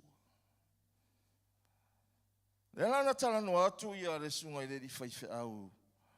I le mafuanga na fio mai ai le li o Yesu Keriso. Na sau se Yesu ia le natura anga sala o le tangata. Amen. Awa foi wanga sala tangata umalawa. Ma ua le o ai le mamalu ma le vi inga I le tua. Le ana Sauniga I loe le tua na fuafuanga ma whatau nuina. E ala ia Yesu Keriso. O le natura o le tangata. O le natura anga sala. Amen. O le natura anga sala. Ia. E le tau whamtala ina o malama lama le tātou le natura. Amen. O le sifo ia tangata. Ia o la e saua le whaalatanga. Ia ma au mai ale natura tuai leo le tangata. Amen. Hallelujah. Au isa whaama mawha I le tala noa le whailaunga. Ina ia whape nā ona ave ese. Aua ni o tue tātou apo nare wha. Aua ni o tātou tauwhi mawina. A whai mai ota mea uma. Ina ua o maua Keriso. Amen. O a mea sa le au ngā, o tala le apostolo Paulo, o mea uma sao ngā iatea, ua o manatu ua le au ngā ia mea uma, ona ua o maua Keriso. O mea uma foi, sao ngā iatea, a o iai o iai le tino, amen. O le o toi au ngā, fai mai le apostolo, o ota mea uma. O ira na wawa ai le faa, e le whaataita inga e le whailaunga le motua I lo lotoa. Motua I lo lotoa le mena o I le tala noa le whailaunga. Whaatusa le ota lea tala noa. Ia e le manuia, amen. Whapea tātou oinu la pisi pepa ho ile pai solo. Lea. A whai e tere fia se tu lo wa tātou. I lo o iei le manu. A whawhia tere fia pe tere fia lata i o ta manu. O whatu sanga na e whai la unga o ta lena na ve ese Paulo. Manongi o meanga. Nga le fia ai Paulo. Le mafu anga na matua ili liwa ilo na tua i ota ia. Nga i le atua. Ina ua ia maua ke riso. E lei toi popole, pe lei toi ano, na te lei toi au maia mea ia. E whaalawe lave la na savalinga. E whaalawe lave. E le maua ia le mena fola ina e ke riso. E le maua ia le manuia na fola e le atua. O le ola e whaavavau. O selu i tau foi le mo tātou. O hame o tātou manatu e lea o ngai le ola e whaavavau. E lea o ngai lau savalinga whale nganga. Ave ese. Amen. Ave ese. E whaalawe lave ngofia e lau savali ma lau savali. O le mafuanga le na fio mai e ke riso. O ia o le alo le atua. O le upumoni le atua. Fio mai e whasa o loto o e whasa o loto au. The truth will set you free. Set us free. Amen. Mai o le upumoni na te whasa o loto ina i tātou. O le nā tura le o le tangata. Na mafua mai. O nau atamu mai eva. Nea la ua fio mai ke riso. O ia o le atamu lo na lua. Ai whai mai le tara le tuspa ia. O ia o le ulu matua. O tangata uma. Amen. Ua fio mai o ia. E whai ale le lenga. Mo tātou. E o tātou maua le manuia ua fola e le atua. Na le wanga i mai la whai pese. Ia le la whangatai. Amen. O le mea tāua, ia e iloa ma o iloa, lo whaasino manga ia ke riso. Know your identity in Christ. O le alo whaasino manga. O oe o le tangata ami o tonu, o tau ami o tonu wina e, i le ami o tonu o le atua. Tātou o tangata ua whaamanuia ina. O tātou o tangata ua whaamangalo ina. O tātou o tangata ua whaamama ina.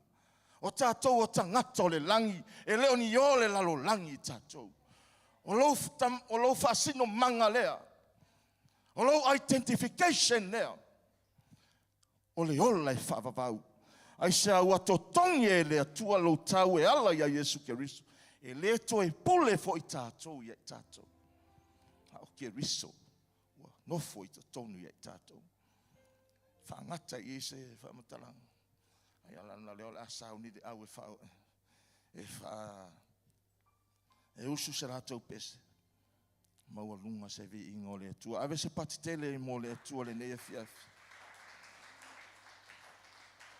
Na tātou i loa lo tātou whaasino manga i a Keriso. Whamanu i tele le atua. Sua fo Yesu. Amen.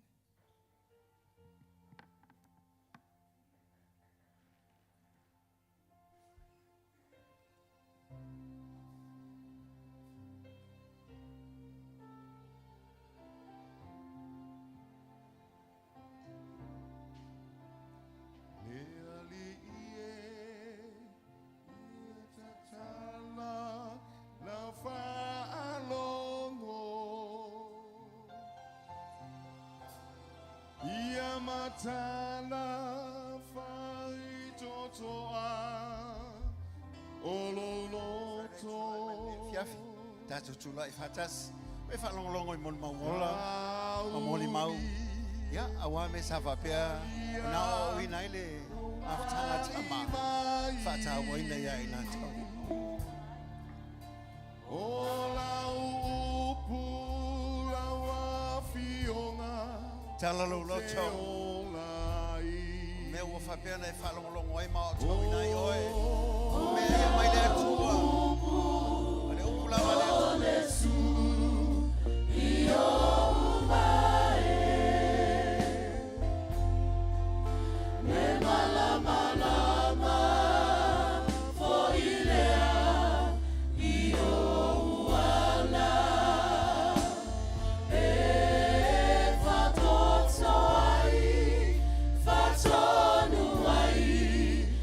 Soy fuana.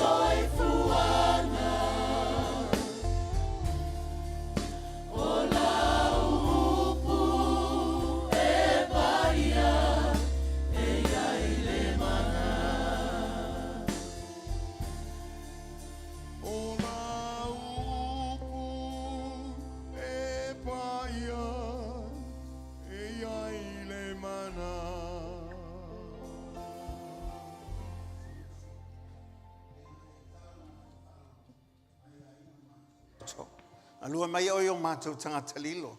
Ina ia mātou wa o ina yana le wa fionga lo mātou atua. Mātou talo mātou walau ia te oi. E tā ua le mātou whaalongo so se vaenga.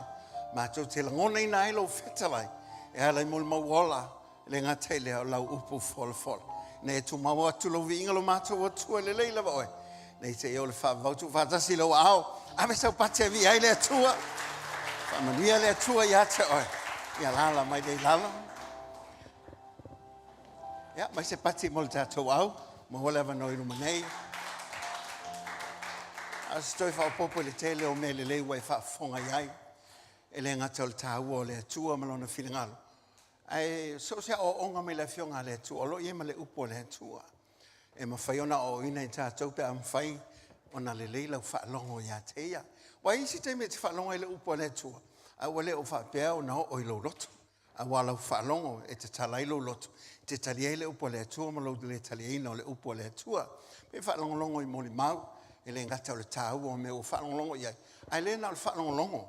E te tāua o na whaapea o na whaatauina. Ma whaapea o na whaatino lo wola ma lo saifua. O na ilo aile o le moni o le upo le atua. Awa ale mawhai o na e whaatinoina.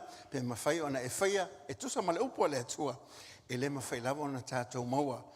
Le manuia pe ona folafolaina al tele o taimi na al tatou whanongolongo le upo le atua. Ai le mawhai ona tu i tutonu le tatou sei fuamaleola ona le se whaatuatua ia i tatou te mawhai ai. Ona whenua ina ia le tangata i tutonu ala le upo le atua ina ia manuia ai le tangata o le atua. E o whalana nei a fiafi na ona whaapopo lava le tele o mea o whapeona e whalongolongo iai le ngata mai la amatanga le Sauniga le taimi o safa peona tula i lau whinga luenga. A vahenga te tasi am whaiona e loa ile le leile o le atua. Amen. Whatalofa le tangata na i o tafa iai. E le lei a le atua. Amen. Le lei a le atua. E alanga le leile atua. Onga le lei oe. E le leilo o loto e le leilo mawhawhau e le o sa o loto lo tangata. Ai aona le leilo o loto. Po ala pala si o manga lo whapeona e whawai atu i aiolo anga i mai atu oe. E le lei a le atua malona whamaoni. Le atua lava le liliu ana nafio leso se ia o le whaavau lava. Fia talanoa ia te oe ona wane ngalo o la sale la saunei o le aso whaapitoa mo tama e tasi tato Sauniga e whae tato Sauniga le whaletale malo o le Holiday Inn o le lava la whapea ona whaelo atu e le ngata o nisi o fuafuanga tina ia la whapea lava on whatau nui na tasi tato Sauniga e le aso sale la sau ia ona le whaamoe moe o le aso whaapitoa mo tama i le nei lava le tausanga. E whaumau ona o lau tūlanga ia keriso. Wa manui ai o ia keriso. Amen. O manuia o e maua. O manuia ona o keriso. O maua mea ona o keriso. O manuia a inga ona o Yesu keriso. O le leile lua vahama tangata ona o le li o Yesu keriso. Wa mana ia fo i tātou tangata ona o Yesu keriso. Wa maua mea ona o Yesu keriso. O manuia ia ona o lau tūlanga ia keriso. A e malama lo tulanga ya keriso. Ona whaingo fiela ona e ola i seolanga. O e wha moe ya keriso. Ma e tali tonu ma whaatua tua ya teia. O ia manui ai lo tangata. Po le alala si o manga lo e iai matata wolai. O na o le atua lawe manui ai le tangata. Awa e leo le fita e leo le mahalosi pe o me o tātou maua. Po le tamao ainga po le poto mahasani le ai. E maua mea ona o Yesu keriso. Awa o ia o le whapongai o me le lei o malava. E ese tusi e te fia mo li maua ia te oe o te tonu. Le nei a fiafi po le nei tuaso. E le ngata ina e whaloteleina oe. A ia whamautuina oe. E le ngata ina ia whamautuina lo tangata. A ia lo tutele soi fuanga me le ola le tātou te olai.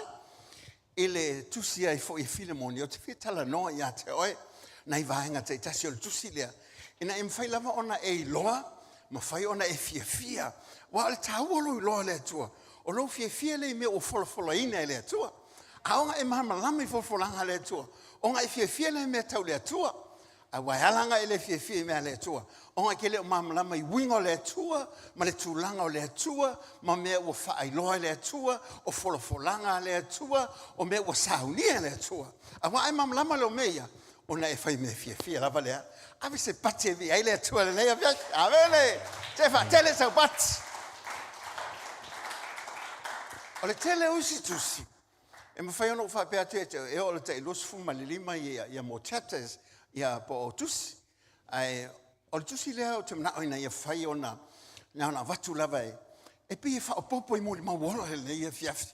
Ma mea nei whalonglongo iai e le ngata o mawhitanga tina me le lava yasu. A le fo whaopopo mai foi ia o nga tāua le mawhitanga tamā le neiva yasu. O le mea tāua la o le whai. O le whaonga. Whaatino. Amen. E le ngal whalonglongo. E le ngal whalonglongo. E te tauna e whalongo ma whai mea ia. Awa ale ma whai ana tino mai lo wolang. Wanga le whalongo lava. Ai leo iei se mea whapea ona whaataua ina pe mo ia te oi. O le tusi lawa e na le tasi ale le tulau o le tusi lea. O le tusi a Filemoni. A whapea o iela o tusi pa ia. O le Filemoni e maua le whenga inga fōu. Lau vai atu waso ele si au vai le whenga inga tuai. O le Filemoni e le whenga inga fōu. So ela tusi whenga inga fōu Filemoni. E tasi lawa iala mata opu ale Filemoni. Ele e umila. O te mnao ia te oe. Ina ia umale whiawhi nei o e manino I le tusi lea Filemoni. Na ia oana e te e watu I le langi. Ai whatalofa mai Filemoni a te oe. Ma whapea mai. Na e whai taula u tusi alo e eilolo. Alai te te I atu mai whapea. O hai voi oe. Alai whapea mai. O hao Filemoni. Ai whapea. Woi ka whiolai. O ke le iloa I ese Filemoni en kuspaia. A ese la kiki o kusi Filemoni. A tu whapea atu I ate oe. E ese le tahua le tusi lea. Ona o le tusi lea, o lo o iai I le whaata inga le lei mo I tātou. O lo tua na mal tangata tuai. O lo o whapea ona whata oto tusi nei a Filemoni. Ana mangai ai o lo nofo lai te fia. Lai te sa o loto te whanongo le upo le atua. E le ngata te fia. Alo iai lo loto lo matala lo loto. E iai se vahenga. E moli maua toi le upo le atua ia te oe. E le ngata e moli maua ia te oe. Ai whawhiwhia I nei lo loto. Ele ngata na e sau pitau whanonoa. Ai tui foi. O e fia ai sia. A wawananga le sa whanongolongo ia Filemoni. Tu sia Filemoni. Whai upu mua tau I lusu malima whapea. O weka fio lai longo winga. O le si foi ngofo le. Le ai ngofo wha lei mai pe whapea na. Nofo mai ai lau nofo. Ai e sa loto lau nofo. Ai sia. Lang o le upu le atua leo tala noa tu e te. E lo se upu le mato ainga. O le upu le atua leo te tala noa tu e te. E paona mea. E sa o loto alau loto. Po le hafo lau tu ainga. La ngona e ia. Ia iloa. A o mai le temi o le upu le atua. Pe o nga moli mau la o whainga luenga. Ia iloa. O le upu le ola. O le upu lea e mau ai lo wha amalo si. Ai sea, ngā le kasi wale nei taimi o le vai aso tātou se mafutai. Ma taimi o tātou mafutanga, i on tātou tō whiura. E wale le si aso sa, pite yang. O le upu halea o le mea ai whale nganga lea. E o lai le loto o tangata. O le tusi leo tusi Filemoni. E le whai upu mua. O lo wha peona wha mtala inai. Langa, a ele malama le tusi. E ke le fie whalongo fo ila. A wha pe fo ila te le fie whalongo. E le mwhai ona maua sau mea o ngā.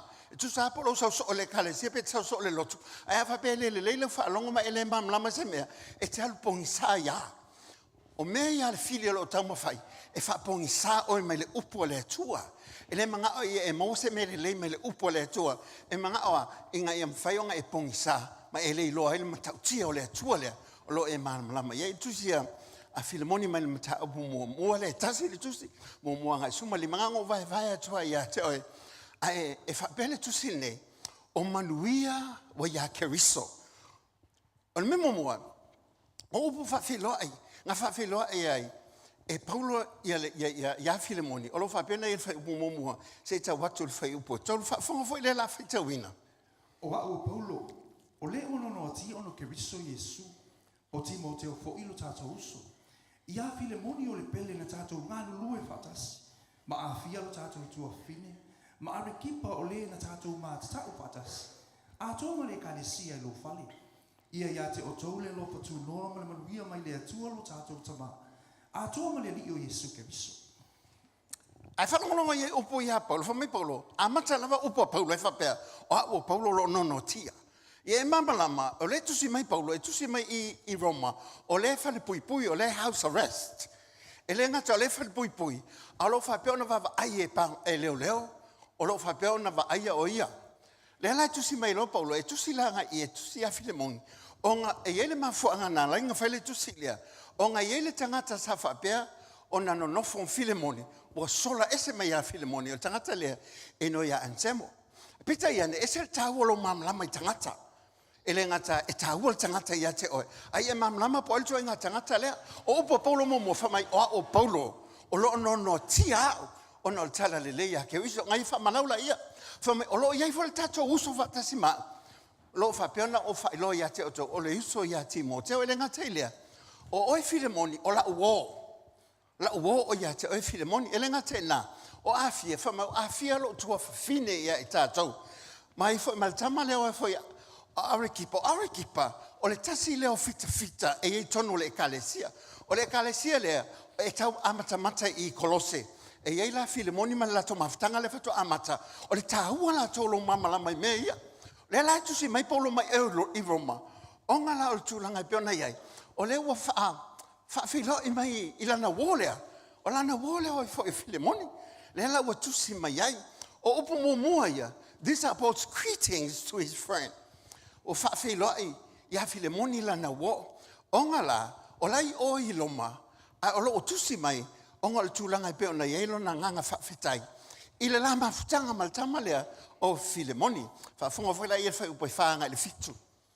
O te whaapatai atu I loo watua, pe a o tau o e leo noa I te talo. Ina o whaalomo I loa lofanga lo whaatua tua I lea li o Yesu. A tua mane au pa ia uma. Ina ia ngalua e lama le mafuta whaatasi lo whaatuatua. Ina ia matua I loa mea lelei uma. Ua ia te tātou ia ke riso. A wā lo usoi. Ua tele lo pia pia ma le mawhanawhana. Ona o loa lofa. Ina ua wha mawhanawhana ina le au pa ia. Ona o oe.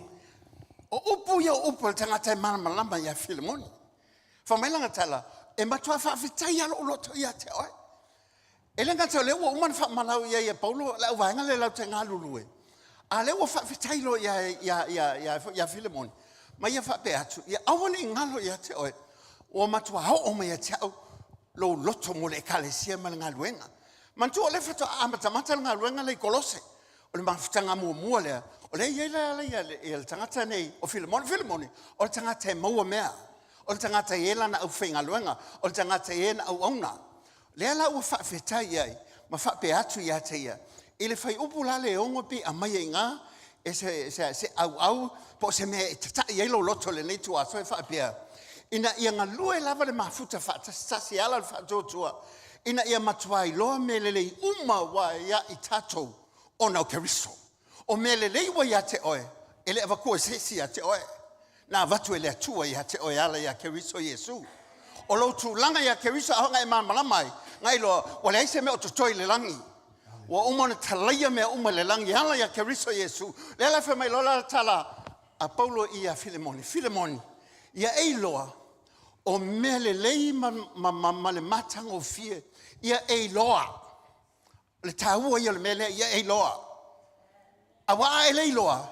E le mawhai ona e savali le whaatotua ma e maua manui o le atua. Ai sea, pe a whai ke leilo inga.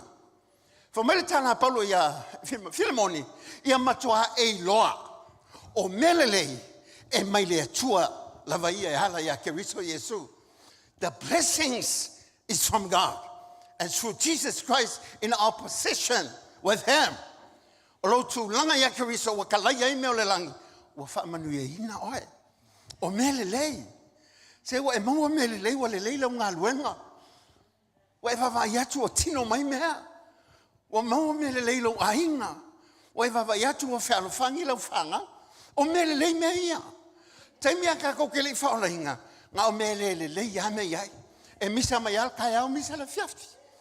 E mangawa mai lava le misa, e koi whamawai a le misa. E lei mea, e mamai mai ia, o su es fofo, e o iai. Ngā o mele lei ia. Aisa, e le oiloa. E le oiloa. Whamale tāna Paulo ia Filemoni. Ia ei loa le lei. Ia matua ei loa le lei hame o manuia uma o mea mai le atua. Ke langa o elo ulo o langa nga weinge. Whawhetai I le atua. Aisea, se whangu o lewanga e maliu mai. Leo langa so ngā whaisa e o lai. Leo langa sa ai kālafu solo ai. Leo langa ngā kurikuli ai oe. Ai inga wa ei loa le tamau a inga e hala ia keriso Yesu. O ngā e whapeange lea, wa file mulo loto. Wa e moe le lei. Aisea, a wafo I le wa e loa le li o Yesu keriso. Al mafo anga yo upo Paulo nga fai a Filemoni. O le mele le loto file o Paulo nga mama na mai Filemoni. O le fa au yo yak. Ele nga ka fai lo aku longa le lei malanga nga luenga lo fai malanga fa to ile tua. Fa mai ia ai lo le lei a o menga we mangui ai. Ele o ngimea o lo ka mau ainga. O menga nga fa ile tua ya te oi. O mangui fo maftanga. O nga le lei o le tua ya la ya te oi. Wa yai tangata to te ngalulu yai mo fo ia ya te oi. O nga manuia mai le tua. Ia ai loa ele o ngau me ia wa o mal wala o le tua. E ke alua aku. Ai ole tama ainga ma le leile o le tua. Ale o mangui ai. Amen. Ale wele le ai. Ale o va ia ko mahava mai so ko lu sa ul fal. A o so ia kai ko lu so al. E fai ma fai nga holidays. Kai menga. Ele kai fol fa wa le vanga le fal. Ai a sa foi. Ele sa nga ia. E sa ma o mai pepa McDonald. Sa ma KFC. Amen. E kau malu me ma se fa ka ul countdown. Ale ma sang ia. Ai sa wale lei mea ongo Yesu Keriso. Amen. Se le lei mea ongo le li. Me vole aso le kalesia. E lo le worship center le lei oe. E le lei oe ongo wei lo Yesu Keriso. Ongo wei lo le tueanga mea. Ongo wei lo lo tulanga ya te ia. Le la fama ia. Filmongi. E lo lo tama ainga le lei ai mea. O le atua le lei ai mea. Ma le lei lola. O le ele mele teu le loto. Ongo le kamalea, le lai wha longolongo iai. O le wha au yoi lea, a Paulo ongo le kamalea angsem. Whai kau fwoi lea lewa nganga e walu suma leong. O le nei, e ui la menu o wha amalo se polo iatu ia te oe, ona o Keriso, I mea ta tau. Ai o te ai o iatu ona o le alofa, o au nei lama o Paulo le toi ina. O le ono no tia nei foi ona o Yesu Keriso. O te ai o iatu ia te oe molo o atali o le semo. O le na whana wai hao. A ono no tia. Sa le au ngā oia ia te oe. A ole nei ia au ngā te ia te oe. Atua ngā. O te whaapo ia tu ia te ia. I nā e talia mai o ia. O lou lava tino ia. Na o loto ina ia ta hauwhi pia ia te ia. Mā te nonofo mao. Ina ia whai mo sui. Nā te au ona mai ia te au i ono no tanga ona o le tala le lei. A o te lea pia whaia se me tasi. Pe ale to mai sau pule. Ina nei pei o se mea wa whaatawana wina. Lo wanga le lei mai. A ia whaia ma le loto. A wā atono o le mea lea na te e sei o ia e sina i tu aso. Ina ia e toe maua o ia e whaavau. E le toe whaapei o se polonga. A sili le polonga. O le uso pele ia i a te au. E le sili ea oe whaapea i a te oe i la le tino. A toa ma la le li. Whamai upo Paulo e a Filemoni. Filemoni. E ele kamale i. O le kamalea nga whailanga me se I ngā ia te oi. O lau au onga lea ansemu. Whamai walea o ngā ia te oi. Awa o ngā mai ia te au i o nono tanga. O te tari tonu. E iei vole mea ngā lainga o mai ile lilea. O ngā kangaka kau whale kongu lea mio. Le voila o mai ile me le ngofu vava ia I Paulo. O ngā voila e voila ngā mea whai iloma. Le voila o sawa I. Le lau o sauloa. Ai moli maulo I lau o ngā lea tua. Le la kalkala ngoa ko e whamai. Nga o sola mai o I kolose. Nga o sola mai o I lo matai. Mangauria kaimi le kaimi o tala le lei. E lo loko whaakasia ia le matai malanga o manga o onga I kokongo le afo o le mafta. Le lau whamai lo la tala Paulo. Vai o I Filemon. O le kamalea ele ia o ngā ia keo I ngā. Nga o me le hanga ma me le lei nga whai le kamalea. Fua le sola mai ngā ia keo ai. Ai vai oe ele ia o ngā ia te oe. A le wā o ngā mai ia te au I o nonotanga. Ele ngā kai koe au ngā la ia te oe. Ai au ngā fo I mo le tino le li. Amen. Ke rongo e kai mira ke le I whaolenga. E le ema se mea o ngā ngai whaia. Ngā lo wha pa popong mua au mea ngā whaia amele. Fe kuli ngā isolo I ke le o I ka lafu ma ele lole me ke lafi solo ai. Ma le kalia o lau kelefon. Ele ia o ngā oi ko kongo le ainga ma le kalesia. Whamai le kala Paulo Filemoni. Vai oe. O le kamalea. Se le ua kingo mai Keriso. Amoli maule iai. Ele mawhaionga whakotoa ina oe. Pe ale tino mai Keriso pe tupule upule ale tua. O lo la hunga ina ma o ina pea. E ke kau anda tino mai lo tangata. E te tauna whailoa mai lo wolanga. E lo mai au folinga. E lo mai lo tangata iau mea whai. E lo iau upu ma whamatalanga. Aisa, ale ua tino mai le upulea. Le fatu le ua luluina. Ale ua totongo le ua tupu le ua funga le ua fua. Hallelujah. Famai, o le tamale le iau ngā ia te oe. Te lole winga le upu le ansem. O whele ngol tamanga whatamo. O ane po ona. One semo. O le upu le one semo. O ona mas. O lona winga. O iau ngā. Le iau ngā. Famela le tala paulo. E le iau ngā le ngol tamale ngā ia te oe. A le wau ngā ma ia te. E to iau ngā fo ila ia te oe. E le ngata oe. A le ainga o le atua.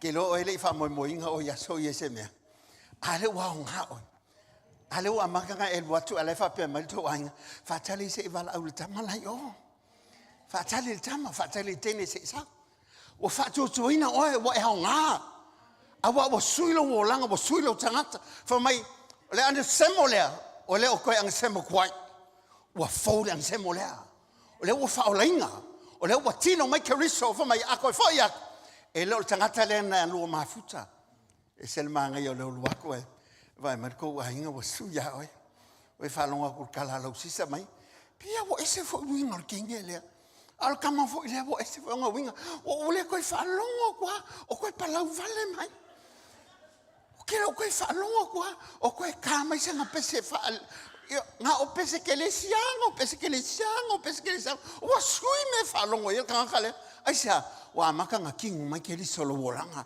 o me nga fa longo ia ele nga ngi upu manga ia ele nga ngi fa kuanga malie ele nga ngi upu lafo o upu le ola o me ia ola ile tangata fa mai le tamale le fa la inga filmoni e ko fo ia tu tamale kwa isuya ye anga le tamale aisia o le tamale wa ave matangata fo ia ke wisa le ki o mo mau polo le wa ya ke risol tangata fo ya amen se fel kanga kanga yo o ka fa ya o fo wa o yo te nga ka lo fo ke mi nga fa la inga amen me o le wa ya ke risol o le tangata fo ya e ala nga le o winga kwai wa le ko ya o ya ke risol e ke lo wa nga ko lo tulanga ya ke risol amen ala le fa mai lo o wona ngalo ya te oi o le tangata fo le wa wat ya e manga kua ele o to ave ia matanga te toi o langa fa au yo ile lenga fa ia o nga fola lo le e Paulo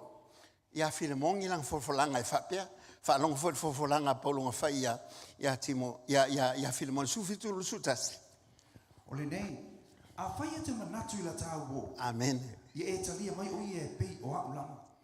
Ai a whaina ia maleanga ia te oe, po ua ai tā lafu ia te oe. Ia e tō mai le mea ia te au. O o Paulo o tu si atu i lo lava lima. O te tau i atu lama. A o te lefa i atu i la oe ai tā lafu ia te au. O oe lava lea. E moni lo o soe. Se e whapia pia mai ia te au le li. I nā whaamawhanawhana mai ai lo loto i le li. Wa o tu si atu i te oe. A wā o te whatuatua i lo ngawa i mai. Wa o i loa. E te whaia me silama. I mea o te whaia tuai. fa long le mafutanga le fa mai ola uwa oe e talia le tamale pe o e tele o nga mai Filemon ia te mil nei o le tamale o le su ia le oe o ele o ia ia fatasima i tami tata te mafutai ma tami o te mo mi ele soswani ale wa nga mai le tamale ai ese ai tala fol tamale lang fol langa le e kalia mo tu tonginga le kala fol tamale ai e fa mangalo le tamale awe te vai le tuana il tamale pe ato fo ya tuina e vai e va ai le tua o tangata fo le tangata le fa mai le lantala au fo ne ngalo ya te Filemon e fo la ai tala fu ya ta au te le fa ya tuna me ai sia o te malama lama ya te oe e te la lofa ya ta ya tu sala wa lofa ya ta malo wa lofa le tamale pe ato fo ya tuina fa mai o te le tawana wina no fo aisa o ke fai aku ya ke oe langa o le au onga lea o le au onga oe o le kama lea o oe anga ai le wo fo ya tu wa le lei wa fai ele nga luenga wa nga lua ia ile nganga o le atua a fo ya e au nga inga sa fa aki nga ya te oe ai a koi fo ya o le tangata fo wa ile koi fo ilo a inga pe a fa pe ke lolo tulanga ya keriso wa va ai mai lo a inga wa suilo tangata ke luako o le tangata wa e vakua le Filemon A vesil ko ainga. A o ke mai le kala fia mal kala fa file mo isa o le tangata wa lolo tu langa ya keriso wa folinga o ya keriso wa o le tangata na fa na wina keriso fa mai le upo Paulo ele ngata o lo wa lofa le wa utusia to ya te o lo lima ai lo wa o le tangata matua ele ngata o le tangata matua a wa o le tangata lo no tia ono le tala lei Filemoni o ni ngalo ya te o e au ngā so se tangata I le tua pe a whelua ina I le tua le la tau stoi fōma le ola. E le ngalo ia te au sia wō apostolo ia William. Po le ale tele o me tula e mai lau whai ngalo e man tangata. I tasi ala na tala. E le ai masesi e le au ngā. E au ngā uma tangata I le tua. E ngalue lava le nganga o le tua. Tula e mai le tangata fōu te tonu e fōlinga ia kerisa. La ngau tātou. Kako ke vava ai I mea ngā kaukau miel kako wolanga. O le mele o kifitala noa ia te oe. I le ngata o folfolanga na whaia ia Filemoni. Anga whailoa ma le whamoe moe o Paulo ia Filemoni. Ke langa oe aho ngā mafuka le lelu mafutanga ma le tangata. Ke le kau fia o langonga. E ke le masalo foia. E le kau fia fifo iau kala whaia. E ta tala alu loto. Aisa, o e mana malama le tangata. Ke ala kangaka ki whamoimoinga mai whakokoinga. O tangata wa ia keriso.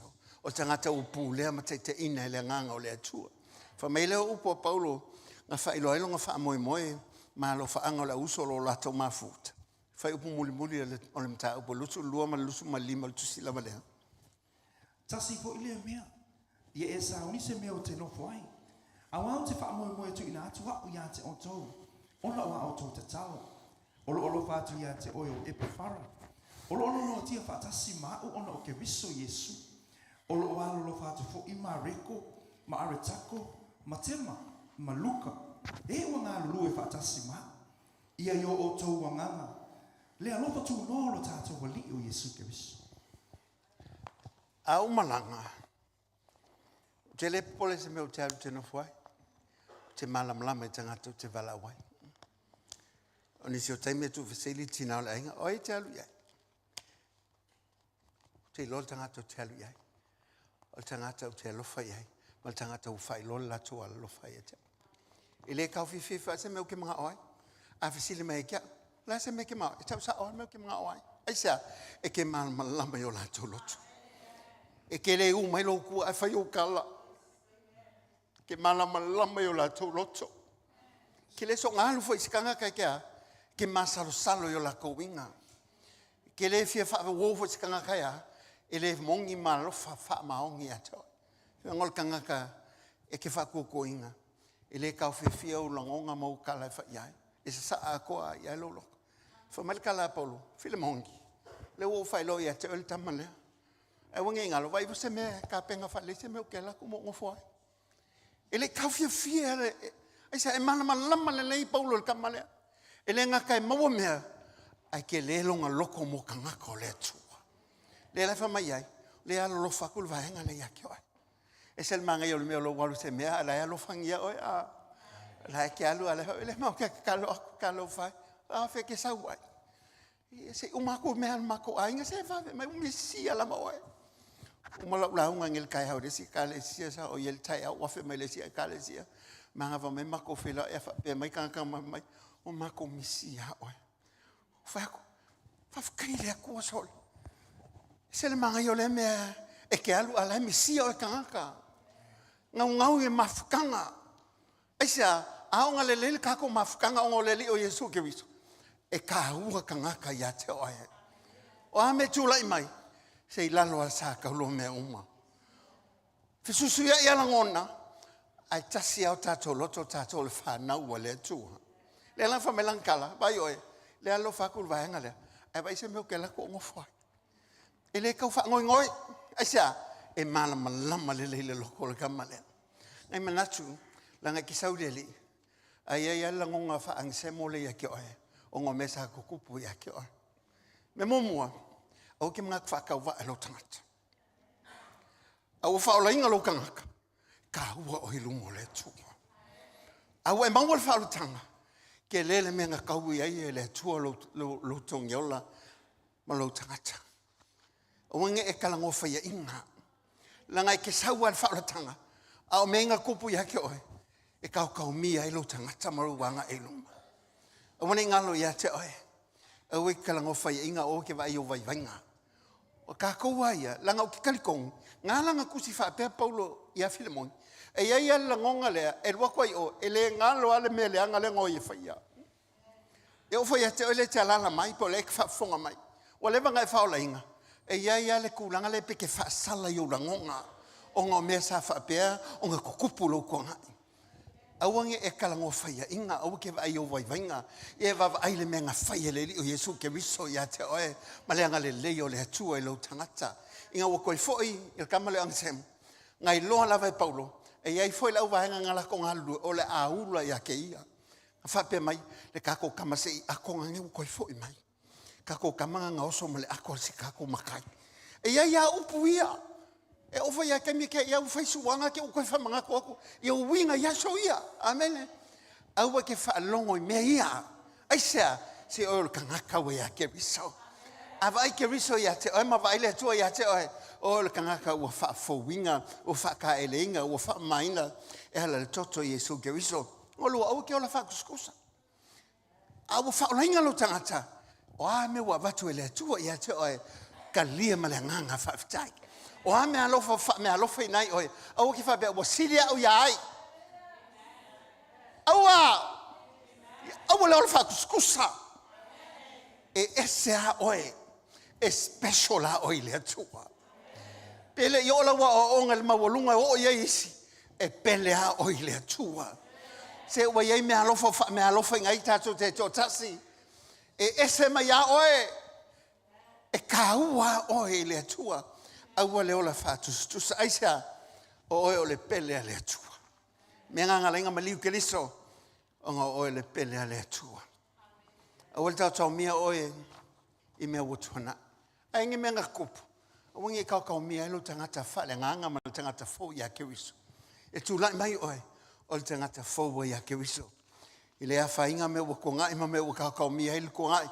E ilo mena tupu tuanai e au inai tātou. Inga i kako wola, la son nge wa kako ke lelo aku tai au, a ta pena hela tato wola moa tai au, ona i ele wha moi ola ia te oe. Aua, e tau mia oe, i lau tangata tuai. Tualai mele tangata fōu, e fōlinga ia ke wiso. Wainga muli, wha mautung wha mautalilo loto i leri. Awangi e wha lolo inga lo loto i leri. Ia e loa, o le atua anga wala winga oe. O le atua foi te taia oe. O le atua foi ngā ke whapeo ngā lawea i oe. O le atua foi e ia te oe i mea umai taru iai. Upo Paulo muli ia Filemoni. Filemoni, awane ngalo ia te oe le alofa o le atua. Le kalesia, awane a mea na tutupu ma mea tau mielo wanga i luma mo leri. O le tangata fōu ia kewiso. I lolo tūlanga ma fōlinga ia kewiso pa ina e whaafonga i moni mau. Ma o onga tāua mpe o na iai le lua vai asu taluai. Ina e mawhai na eola e fōlinga i hake wisa. O lo walauina e whaalango lango i lo i loa le o Yesu ke wisa. O le whaangaina lo tangata e whaamoe le nganga o le atua ma le te inga le nganga o le atua i hate oi. A e tula ina nei tuasu. Tua tulo loto i hate ia. A wane ngalo i hate oi. A ue tala noa whaia ina pe te wawa ai o vai vainga. A ua lola whaatustusa o le pele le atua. Nei tau mia oe me o le tuana ima mea sa whapea na tutupu e whaamausalilo loto i ateia. Mai loa e whaamaoni lava lo watua. O si o ao i ateia tu i nātu lo loto i lo watua. A wane ngalo i ate oe o lo soi fua lo wali. Hallelujah, we thank you, Father.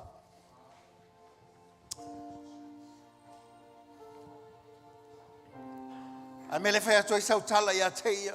A o si o lima mai vava i atu i le tua. Thank you, Father. We love you. Hallelujah, Jesus.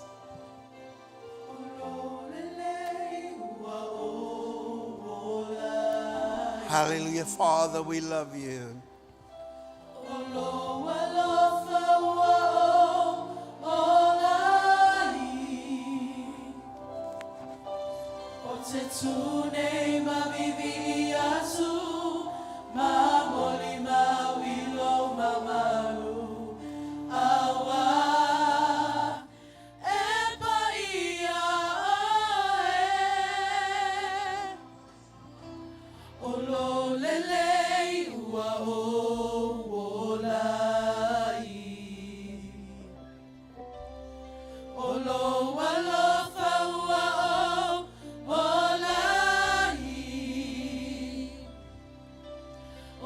tu nei mavivi atu mamoli mau ilo mamalu awa e paia oe e whaamaoni oe loa tua e whaamaoni oe loa tua o mea uma ua e whaia ia tu mau ia te oe le viinga e whaamaoni oe loa tua o lo file mua o lai o loa lo fatuna ua o lai o te pese ma le oli sanga le whamanu ma le whaanetanga e sili lo suapa i le lalalangi uma e whaamaoni oe loa tua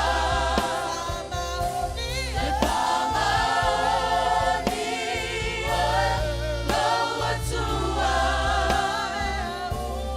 o mea uma ua e whaia ia tu mau ia te oe le viinga e whaamaoni oe loa Sia wau e atea wa whamaoni le tua. loa tua e whaamaoni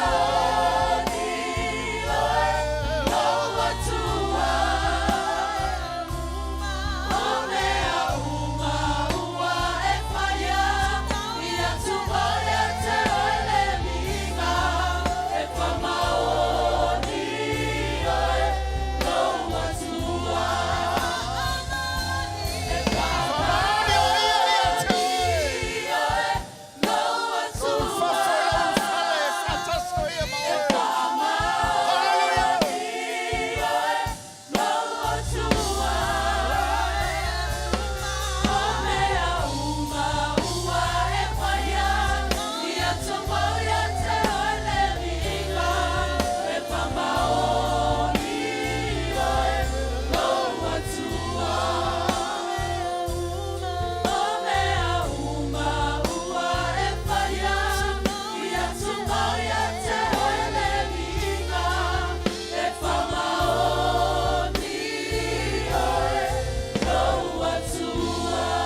Awele o sau pati a te ia le nei tuas. Pati mawala au e whamaoni oe le tuas.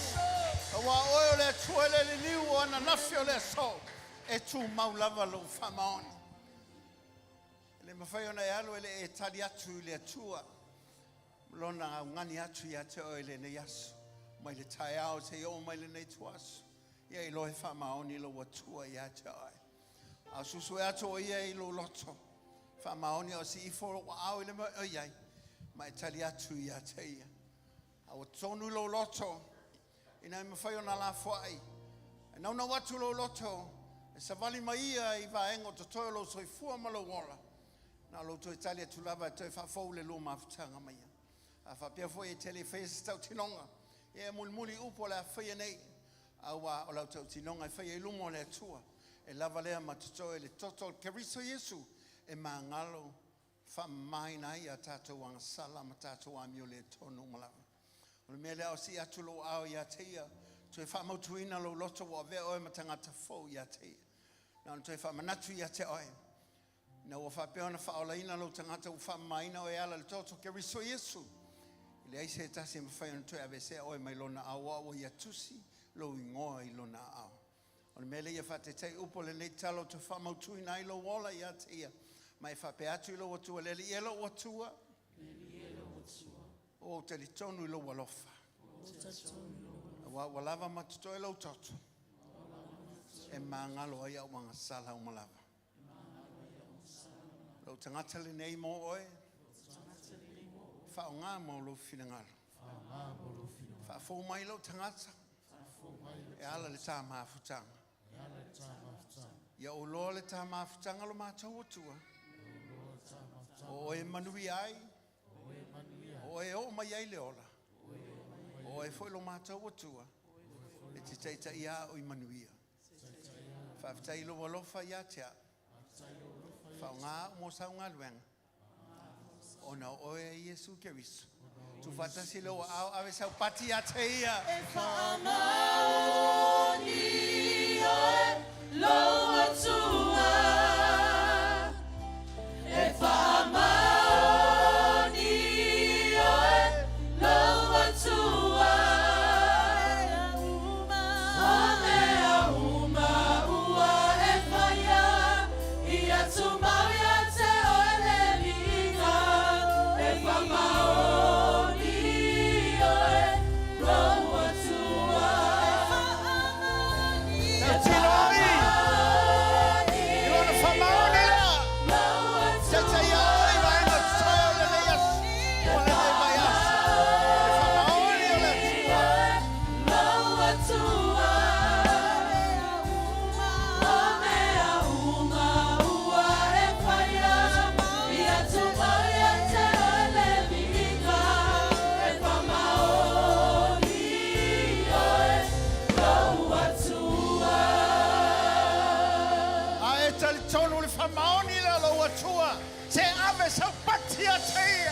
Hallelujah. Maoni le oilo mātou watua. O maluti elo mātou ola mo o mātou mauti noi. O le mātou ola wo ia wa aole. Le mātou talo anga le mai oile nei vai as. O afo fuanga matape nei na mo le wha moe moe tama. Mātou te walau le wha unga o le poto mo le wha lenga mai a te oi. Ina ia au le mo li maulo mātou watua. E leo ni me whaia. Au le anganga e whaia ilo mātou matai. Ina ia tangia e o le mātou watua le lei. Ma le atua wha maoni. Mātou te li foi le nei tuasu. Te o le mātou pati whawhteile ia te oe. Te whawhteile sau pati a te ia. E le swafa tamā le alo ma le nganga whaia. Ai a langa whanau pele le atua. Amen. Awa te no foi lalo. I ei nei folfolanga tāua lava le iai. Ai le o tu folfolanga tāua lea. O whatape nei na le sunga le tia kono. Ia Iosua ma le tina. Ia se tau maftanga mo le tātou e kalesia. Lo o whapena na whatapena mai whafo.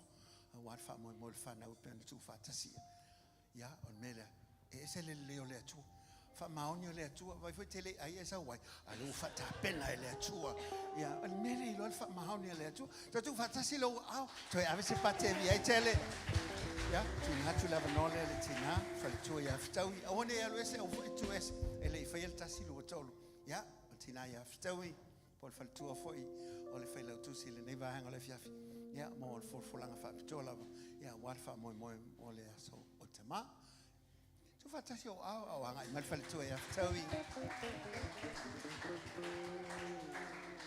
nan bi le tua ya la fol tula ya be lo leo e fai masui o le